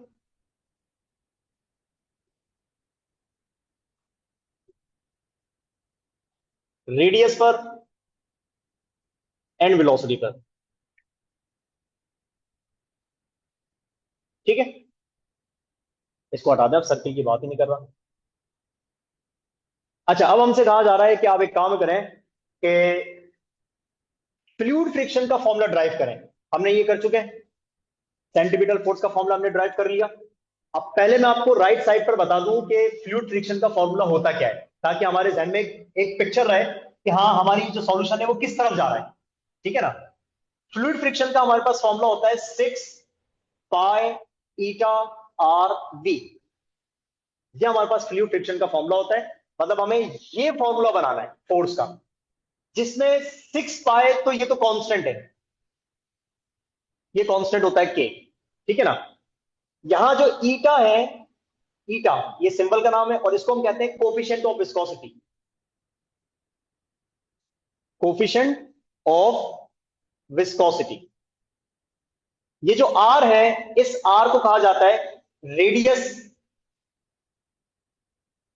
एक हमारे पास बॉल होती है, एक मेटेलिक बॉल होती है, और उस बॉल को हम फ्लूइड में ड्रॉप करते हैं, फिर वो फ्लूइड से होती भी जा रही होती है, तो उसके ऊपर फ्रिक्शन अप्लाई होती है, वो फ्लूइड इसकी मोशन को अपोज कर रहा होता है, तो ऐसी फोर्स को कहा जाता है फ्लूइड फ्रिक्शन। तो उस बॉल पर जो ऑपोजिट डायरेक्शन में नीचे जा रही है, ऑपोजिट डायरेक्शन में जो फोर्स लगती है, उस फोर्स का फॉर्मूला ये होता है 6 पाई ईटा आर वी। तो ये जो ईटा आ रहा है, ये कोफिशिएंट ऑफ विस्कोसिटी है, ये उस फ्लूइड का विस्कोसिटी का कांस्टेंट है। और यहां पर जो आर आ रहा है, ये रेडियस है उस बॉल का, जो बॉल को आपने ड्रॉप किया है, रेडियस ऑफ द बॉल। और बाकी वेलोसिटी यहां पर उस बॉल की जिस वेलोसिटी के साथ वो नीचे जा रही होती है। ठीक है, चलो अब हमें इस पर फोकस करना है। क्वेश्चन आ गया कि derive the formula for fluid friction which depends upon coefficient of viscosity, radius and velocity. चलो स्टार्ट हम कहां से करेंगे? सबसे पहले हम लिखेंगे कि भाई जो फ्लूइड फ्रिक्शन होती है वो डिपेंड करती है किस किस पर? कोफिशिएंट ऑफ विस्कोसिटी पर यानी कि ईटा, रेडियस पर यानी कि आर, वेलोसिटी पर यानी कि वी। तो सबसे पहला मैंने आपको बताया था ना, सारे एक लाइन में लिखने होते हैं। जिस पर डिपेंड करती है क्वेश्चन में जो जो चीजें मेंशन है, उन सबको एक लाइन में लिखें, और उसके बाद इस साइन को रिमूव करें, इसकी जगह के लगाएं, और उसके बाद ईटा, आर और वी। और याद है उसके बाद नेक्स्ट स्टेप में हमने जब ये कांस्टेंट लगा दिया था, इक्वेशन बना दी थी, तो हमने पावर लगाई थी। ईटा पर लगा देते हैं ए, आर पर लगा देते हैं बी, और बी पर लगा देते हैं सी। से दिस इज इक्वेशन नंबर 1। अब हमें क्या करना है? दोबारा हमें इन पावर्स की वैल्यूज कैलकुलेट करनी है। याद है, देखो ए की वैल्यू इतनी, बी की वैल्यू इतनी, सी की वैल्यू इतनी। अब हमें दोबारा क्या करना है? यहां पर पावर्स की वैल्यूज को कैलकुलेट करना है, ए की, बी की और सी की। और ऐसा करने के लिए अब हम क्या करेंगे? इस पूरी इक्वेशन में, इक्वेशंस में जो आने वाली क्वांटिटीज हैं उनकी डायमेंशंस पुट करेंगे। Put the dimensions, put the dimensions, सबकी डायमेंशंस पुट की जाएंगी। तो भाई सबसे पहले स्टार्ट करेंगे लेफ्ट से। फोर्स, ये है तो फोर्स ना, फ्लूइड फ्रिक्शन क्या होती है? फोर्स। तो फोर्स की dimension M L T power -2 within square bracket, ठीक है, इज इक्वल टू, अब के को आप छोड़ दें, के कांस्टेंट है, बाकी आप उनकी बात करें जो फिजिकल क्वांटिटीज हमें पता है, जैसे ईटा कोफिशिएंट ऑफ विस्कोसिटी। और पता है कोफिशिएंट ऑफ विस्कोसिटी की हमारे पास वो निकलती है डायमेंशन, मैं बता देता हूं, यहां से निकाल लिएगा। यहां से निकलती है, फोर्स को डिवाइड करते हैं हम किससे? आरवी से। फोर्स की डायमेंशन होती है M L T power -2, radius की डायमेंशन होती है एल, वेलोसिटी की होती है एल टी इनवर्स। ठीक है, अब आप नोट करें, ये नीचे 2 एल है, ऊपर 1 एल है, तो एक से एक कैंसिल हो जाएगा, बाकी एक बचेगा, वो ऊपर चला जाएगा। तो ईटा की डायमेंशन आपको क्या मिलेगी? एम सेम, एल पर आ जाएगा इनवर्स, और देखो ये -1 है, ऊपर -2 है, तो आपको याद है मैंने आपको बताया था साइन सेम होगी तो कैंसिल करेंगे। तो 2 में से आप 1 निकाल दें, साइन सेम है तो कैंसिल होगा, तो 2 में से 1 निकाल दो, तो ये बचेगा टी पावर -1। ये हमारे पास कोफिशिएंट ऑफ विस्कोसिटी की डायमेंशन होती है। चले पुट करते हैं, ये मैंने आपको इस वजह से कैलकुलेट करवाई ताकि आपको पता चल जाए सर ये आई कहां से, तो ऐसे बनती है ये। ठीक है, ईटा की डायमेंशन क्या बनी? एम एल इनवर्स और टी इनवर्स। और मुझे बताएं ईटा पर पावर क्या लगी हुई है? ईटा पर ए, तो पूरी डायमेंशन पर पावर आ जाएगी ए। देन आर यानी कि रेडियस, यानी कि मीटर, और यानी कि लेंथ। तो आर का मतलब लेंथ है, तो लेंथ, और इसके ऊपर पावर डी, वेलोसिटी, और वेलोसिटी की डायमेंशन क्या? L T power -1, L T inverse, और इसके ऊपर पावर सी। ठीक है, तो कोफिशिएंट ऑफ विस्कोसिटी की डायमेंशन और power A, as it is power A, radius की डायमेंशन पावर बी, और वेलोसिटी की डायमेंशन पावर सी। यहां तक बात क्लियर है? उसके बाद हमने क्या किया था, जो पावर थी उसको ब्रैकेट पर सॉल्व किया था। ये पावर सब पर आएगी, एम पर भी, एल पर भी, टी पर भी। इस बी को हम एल के साथ लिखेंगे, इस सी को हम टी के साथ, लिखेंगे, अभी तो ब्रैकेट के ऊपर है, अब इसको ब्रैकेट के अंदर करना है। तो भाई M L T power -2 is equal to, हाँ भाई ये पावर m पर भी आएगी तो मतलब m पावर a, ये a इस -1 से मल्टीप्लाई होगा तो a -1 जा -a, ये a -1 से मल्टीप्लाई होगा तो t के ऊपर पावर भी -a। ये हमने इसको सॉल्व कर लिया, पहले पावर ब्रैकेट के ऊपर थी और ये अब पावर सब के ऊपर हो गई। इसी तरीके से ये b पावर l पर, ठीक है।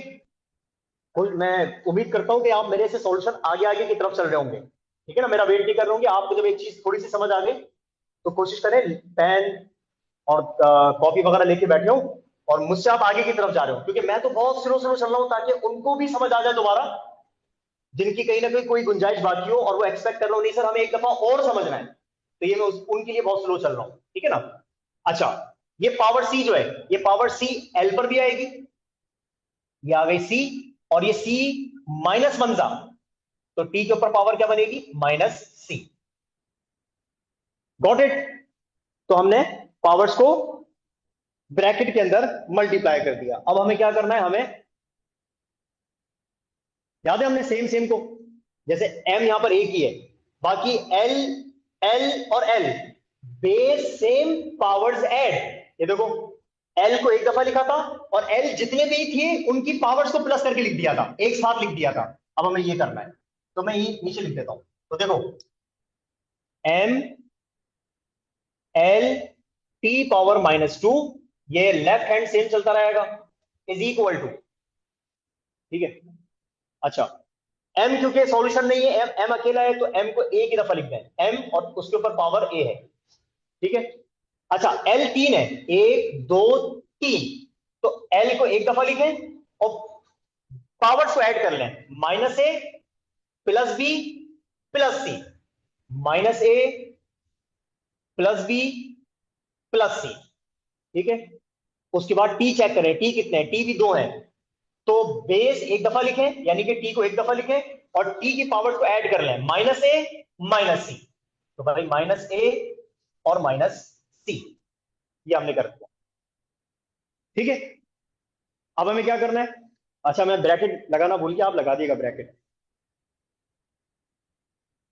अब हमें सेम ये लाइन,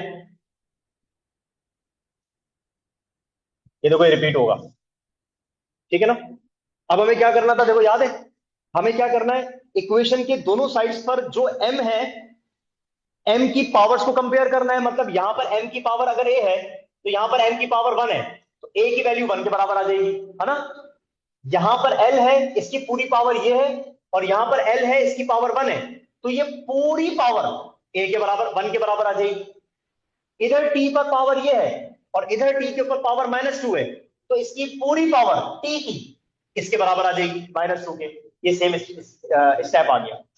कैसे करें, सबसे पहले m से स्टार्ट करें, तो भाई m पर पावर क्या है, a, तो a बराबर किसके, यहां पर a है और यहां पर कुछ नहीं है तो क्या है 1 है, तो a की वैल्यू आ गई 1, यानी कि ये तो a की वैल्यू कैलकुलेट हो गई, ठीक है। अच्छा अब हम बात करेंगे l की, तो भाई यहां पर l के ऊपर पावर क्या है, ये पूरी की पूरी -a plus b and plus c, -a plus b plus c, और यहां पर l के ऊपर कुछ नहीं है तो 1 है, तो ये पूरे का पूरा किसके बराबर है, ये पूरा बराबर है 1 के, ठीक है। अच्छा उसकी बात करेंगे बात t की, यहां पर t की पावर क्या है, -a और -c, तो -a -c, और ये यहां पर किसके बराबर है, t के ऊपर पावर -2 के, तो ये बराबर है -2 के। तो आपने सारी पावर्स को कंपेयर कर लिया, और क्योंकि a अकेला था तो a की वैल्यू 1 ही बन गई है, ठीक है ना। अब सबसे पहले काम ही करते हैं, इस a की वैल्यू को हम यहां पुट करते हैं तो हमें c की वैल्यू मिल जाएगी, और जब c की वैल्यू मिल जाएगी तो हम यहां पुट करेंगे तो b की वैल्यू मिल जाएगी, ठीक है ना। तो पहले हम a की वैल्यू 1 यहां पुट करते हैं, तो देखो a की जगह पे क्या आ जाएगा 1, माइनस तो फॉर्मूले का है ना, ठीक है ना, -c is equal to -2, clear.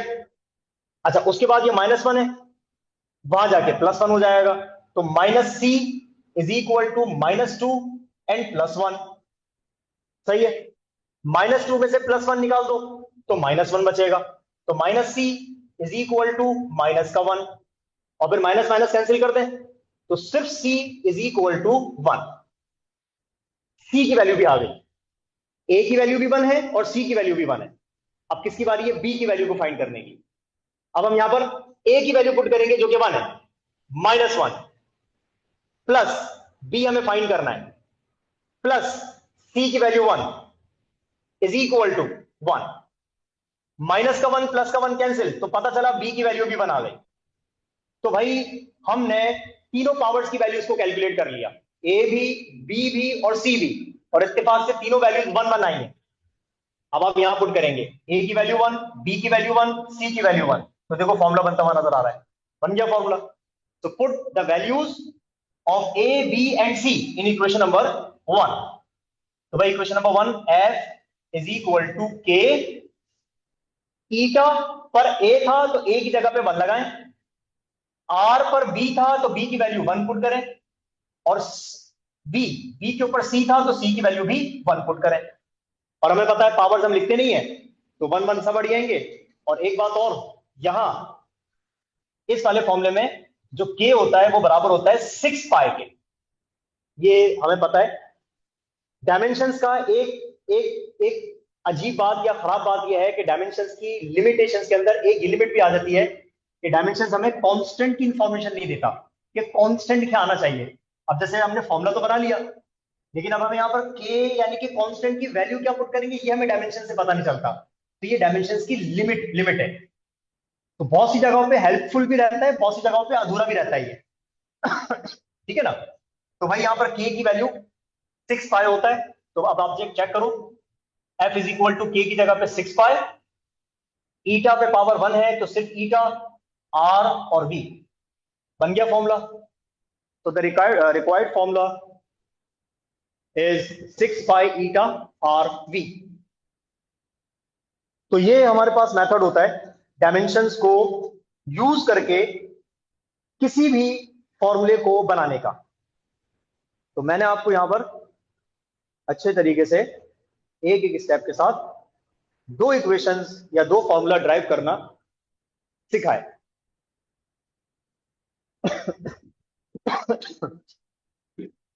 तो डायमेंशंस में हम लोगों ने बेसिकली इसके 3 पोर्शंस पढ़े।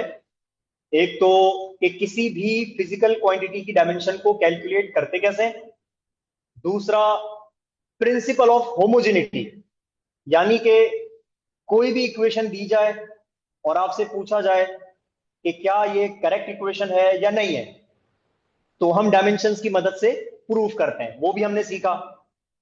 और इसी तरीके से थर्ड पोर्शन में हमने ये सीखा कि अगर आपको किसी भी फॉर्मूले को बनाने को कहा जाए तो आप उस फॉर्मूले को डायमेंशंस की मदद से बना सकते हैं।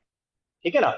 तो क्वेश्चन में आपको पहली बात किसका फॉर्मूला चाहिए वो बताया जाएगा, और वो फॉर्मूला या वो फिजिकल क्वांटिटी किस किस पे डिपेंड करती है वो लाजमी बताया जाएगा। इसके बगैर हम फॉर्मूला नहीं बना सकते, ये बात ध्यान में रखिएगा।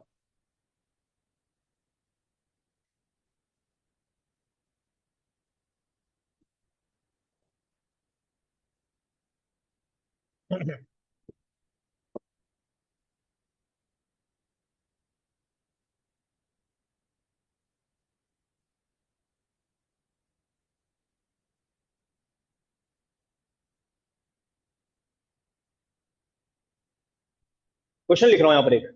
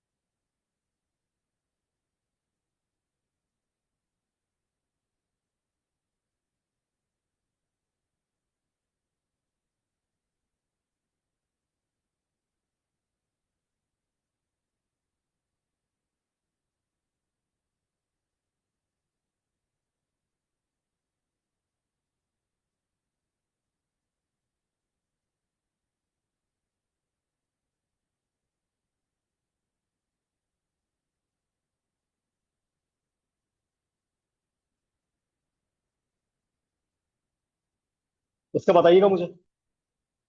क्वेश्चन लिखा है मैंने आप लोगों के सामने। क्वेश्चन में लिखा हुआ है कि derive the formula for time period of simple pendulum. यानी कि आपको टी का फॉर्मूला बनाना है टाइम पीरियड का, जबकि यहां पर किन क्वांटिटीज का जिक्र किया जा रहा है? मास का, लेंथ का, और एक्सेलरेशन का। तो भाई आपको यह भी बताया गया कि कौन कौन सी क्वांटिटीज आपने यूज करनी है, एक मास, एक लेंथ और एक एक्सेलरेशन। यानी कि एक्सेलरेशन का सिंबल जी पुट करिएगा, और फिर आप टाइम पीरियड का फॉर्मूला बनाएं, यानी कि टी का फॉर्मूला बना के दिखाएं जल्दी।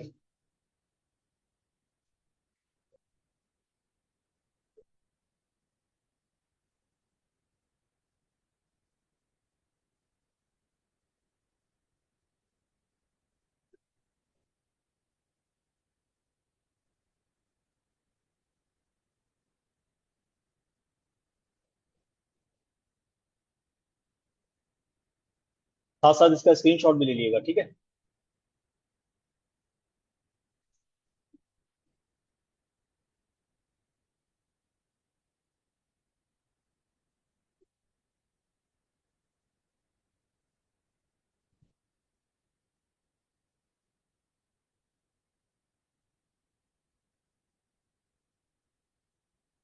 पक्का चलेगा।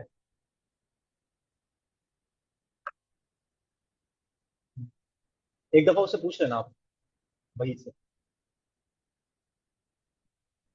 I am waiting for your solutions, I am waiting for your answers, hurry up. अच्छा, अब सवाल पैदा ये होता है कि आप मुझे शो कैसे करेंगे? तो शो करने का तरीका आसान सा ये है कि आप मुझे सॉल्यूशन कर लें, तो सॉल्यूशन की पिक्चर मेरे व्हाट्सएप पर सेंड कर दें। मैं भी हाथ क्या चेक कर लूंगा, और वो शो भी कर दूंगा स्क्रीन पर, ठीक है? ताकि सब देख लें कि सबने ऐसे ही किया या नहीं किया, ठीक है? तो जो कर लें, अपने सॉल्यूशन की पिक्चर मुझे मेरे व्हाट्सएप पर सेंड करें, और हैंड रेज कर दिएगा ताकि मैं चेक कर लूं हाँ भाई किस किसने कर लिया।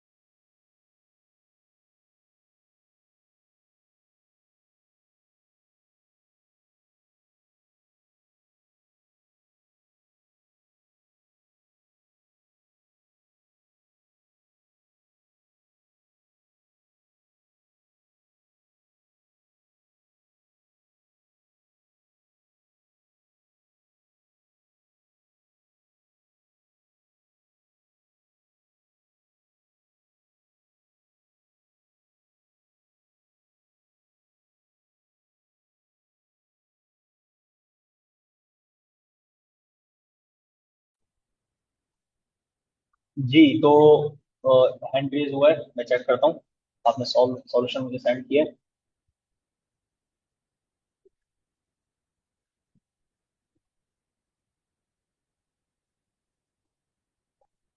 अच्छा भाई, ये सॉल्यूशन हम चेक करते हैं।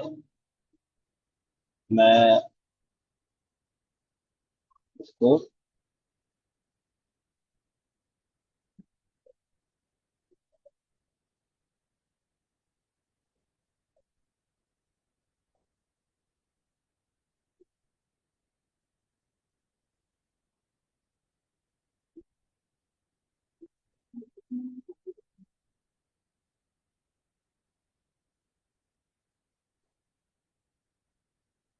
देखें, ये सॉल्यूशन आपके सामने आ गया। तो इस सॉल्यूशन में के रखा, एम रखा, सब चेक कर लिएगा। और जी, M power A, L T square यानी कि T power -2 C L B plus C M is equal to, बिल्कुल ठीक है। ए की वैल्यू जीरो आ गई, बी प्लस सी की वैल्यू जीरो है, और -2 सी जो है वो 1 के बराबर। और ये बिल्कुल बिल्कुल सही है। वेरी गुड, बिल्कुल सही है। सॉल्यूशन जो आपके सामने स्क्रीन पे शो हो रहा है, एग्जैक्ट सॉल्यूशन है। Very good. तो अभी चेक कर लीजिएगा, अगर आप सॉल्यूशन यही इसी तरीके से कर रहे हैं और आंसर में फॉर्मूले में यही बनेगा, टी इज इक्वल टू 2 पाई। और हमें पता है यहाँ पर के की वैल्यू जो होती है वो 2 पाई होती है टाइम पीरियड के फॉर्मूले में। तो कांस्टेंट होता है वो 2 पाई होता है।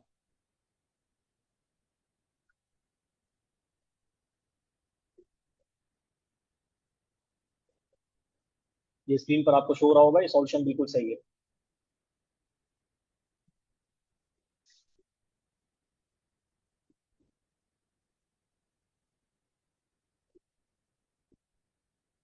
स्क्रीन शॉट लेना चाहें तो आप स्क्रीन शॉट ले लीजिए, ठीक है।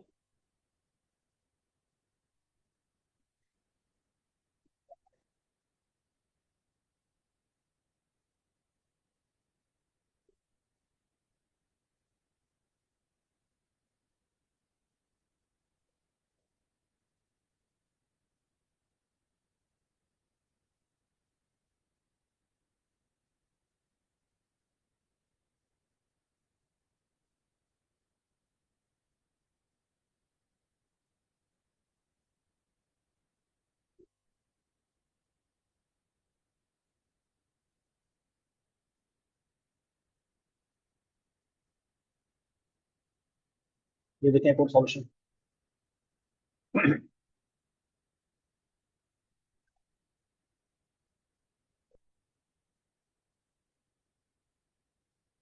इसमें भी ए की वैल्यू जीरो आ रही है, बी प्लस सी की वैल्यू जीरो है, -2 सी बराबर है 1 के। सी की वैल्यू जो है वो -1/2 हो गई, -2 सी के साथ मल्टीप्लाई कर रहा था, वहां जाके 1 के साथ डिवाइड करेगा। -2 सी इज इक्वल टू 1 है ना, ये मैं आपको एक्सप्लेन कर देता हूँ, ये भी बिल्कुल सही है। तो -2 सी के साथ मल्टीप्लाई कर रहा है, वहां जाके डिवाइड करेगा, तो सी की वैल्यू आएगी -1/2। और जब सी की वैल्यू -1/2 आ जाएगी, तो उसके बाद आप इस वैल्यू को पुट करेंगे बी प्लस सी में। ये भी सही है बिल्कुल।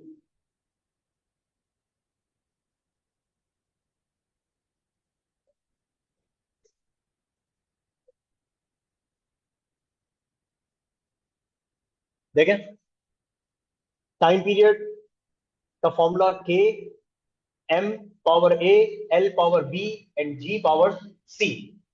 इसको हम कह देते हैं इक्वेशन नंबर 1। जल्दी कर रहा हूं। टी की डायमेंशन कैपिटल टी होती है, इज इक्वल टू के को छोड़ने वाले अभी फिलहाल। एम की डायमेंशन एम होती है, एम पर पावर ए लगा दें। एल की डायमेंशन एल होती है, एल के ऊपर बी आ रहा है पावर। जी की डायमेंशन होती है एल टी पावर -2, और इसके ऊपर डायमेंशन आ रही है, सॉरी पावर आ रही है सी।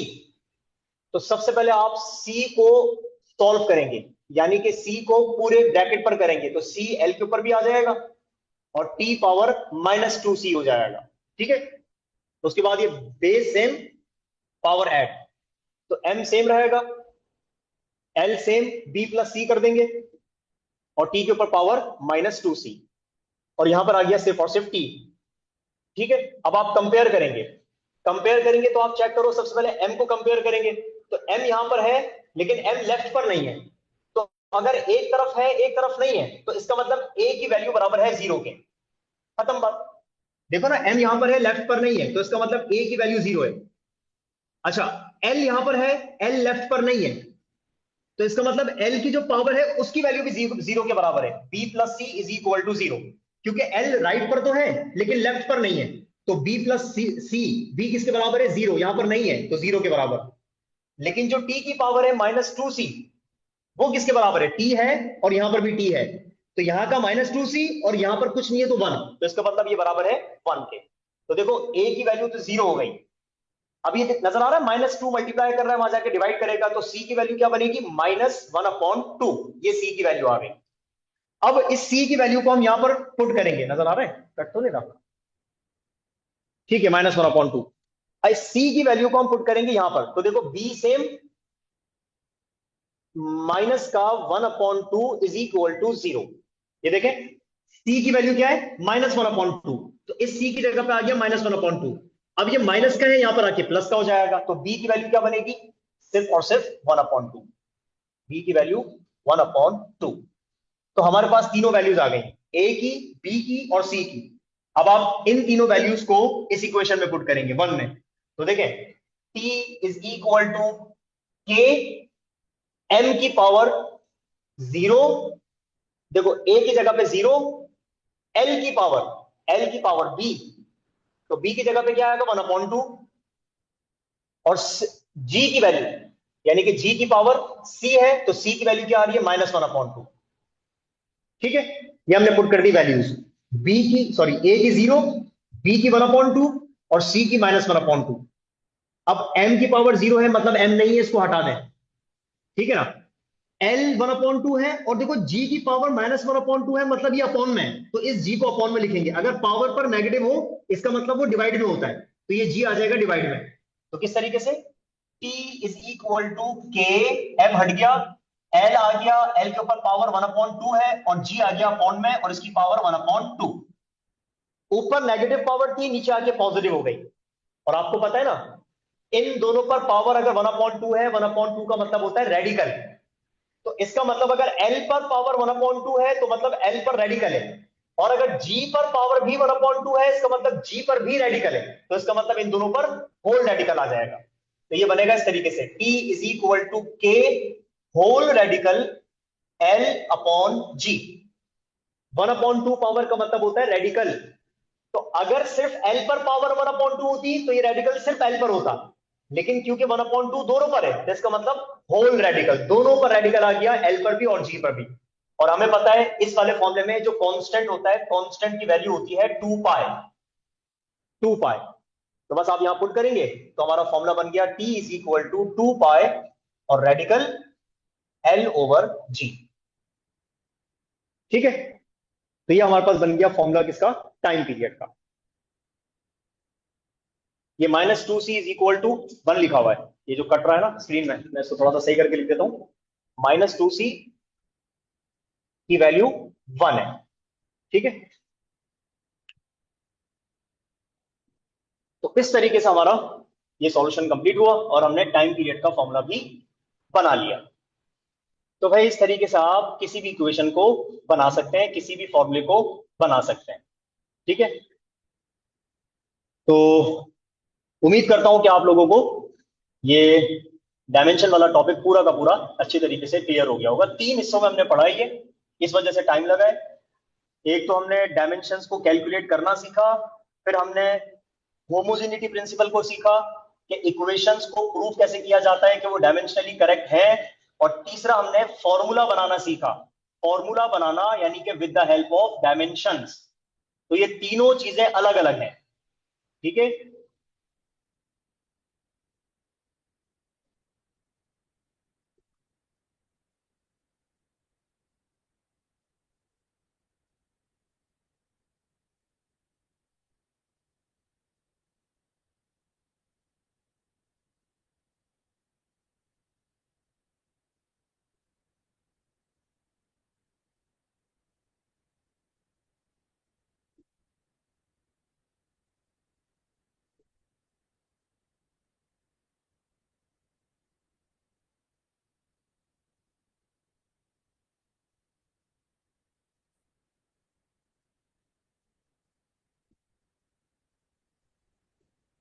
जी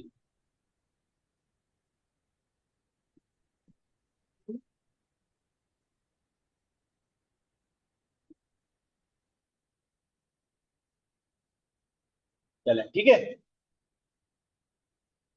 फिर हम नेक्स्ट क्लास में नेक्स्ट टॉपिक्स यानी कि नेक्स्ट चैप्टर को स्टार्ट करें। चलो, अपना ख्याल रखिएगा सब। नेक्स्ट क्लास में मिलते हैं। अल्लाह हाफिज।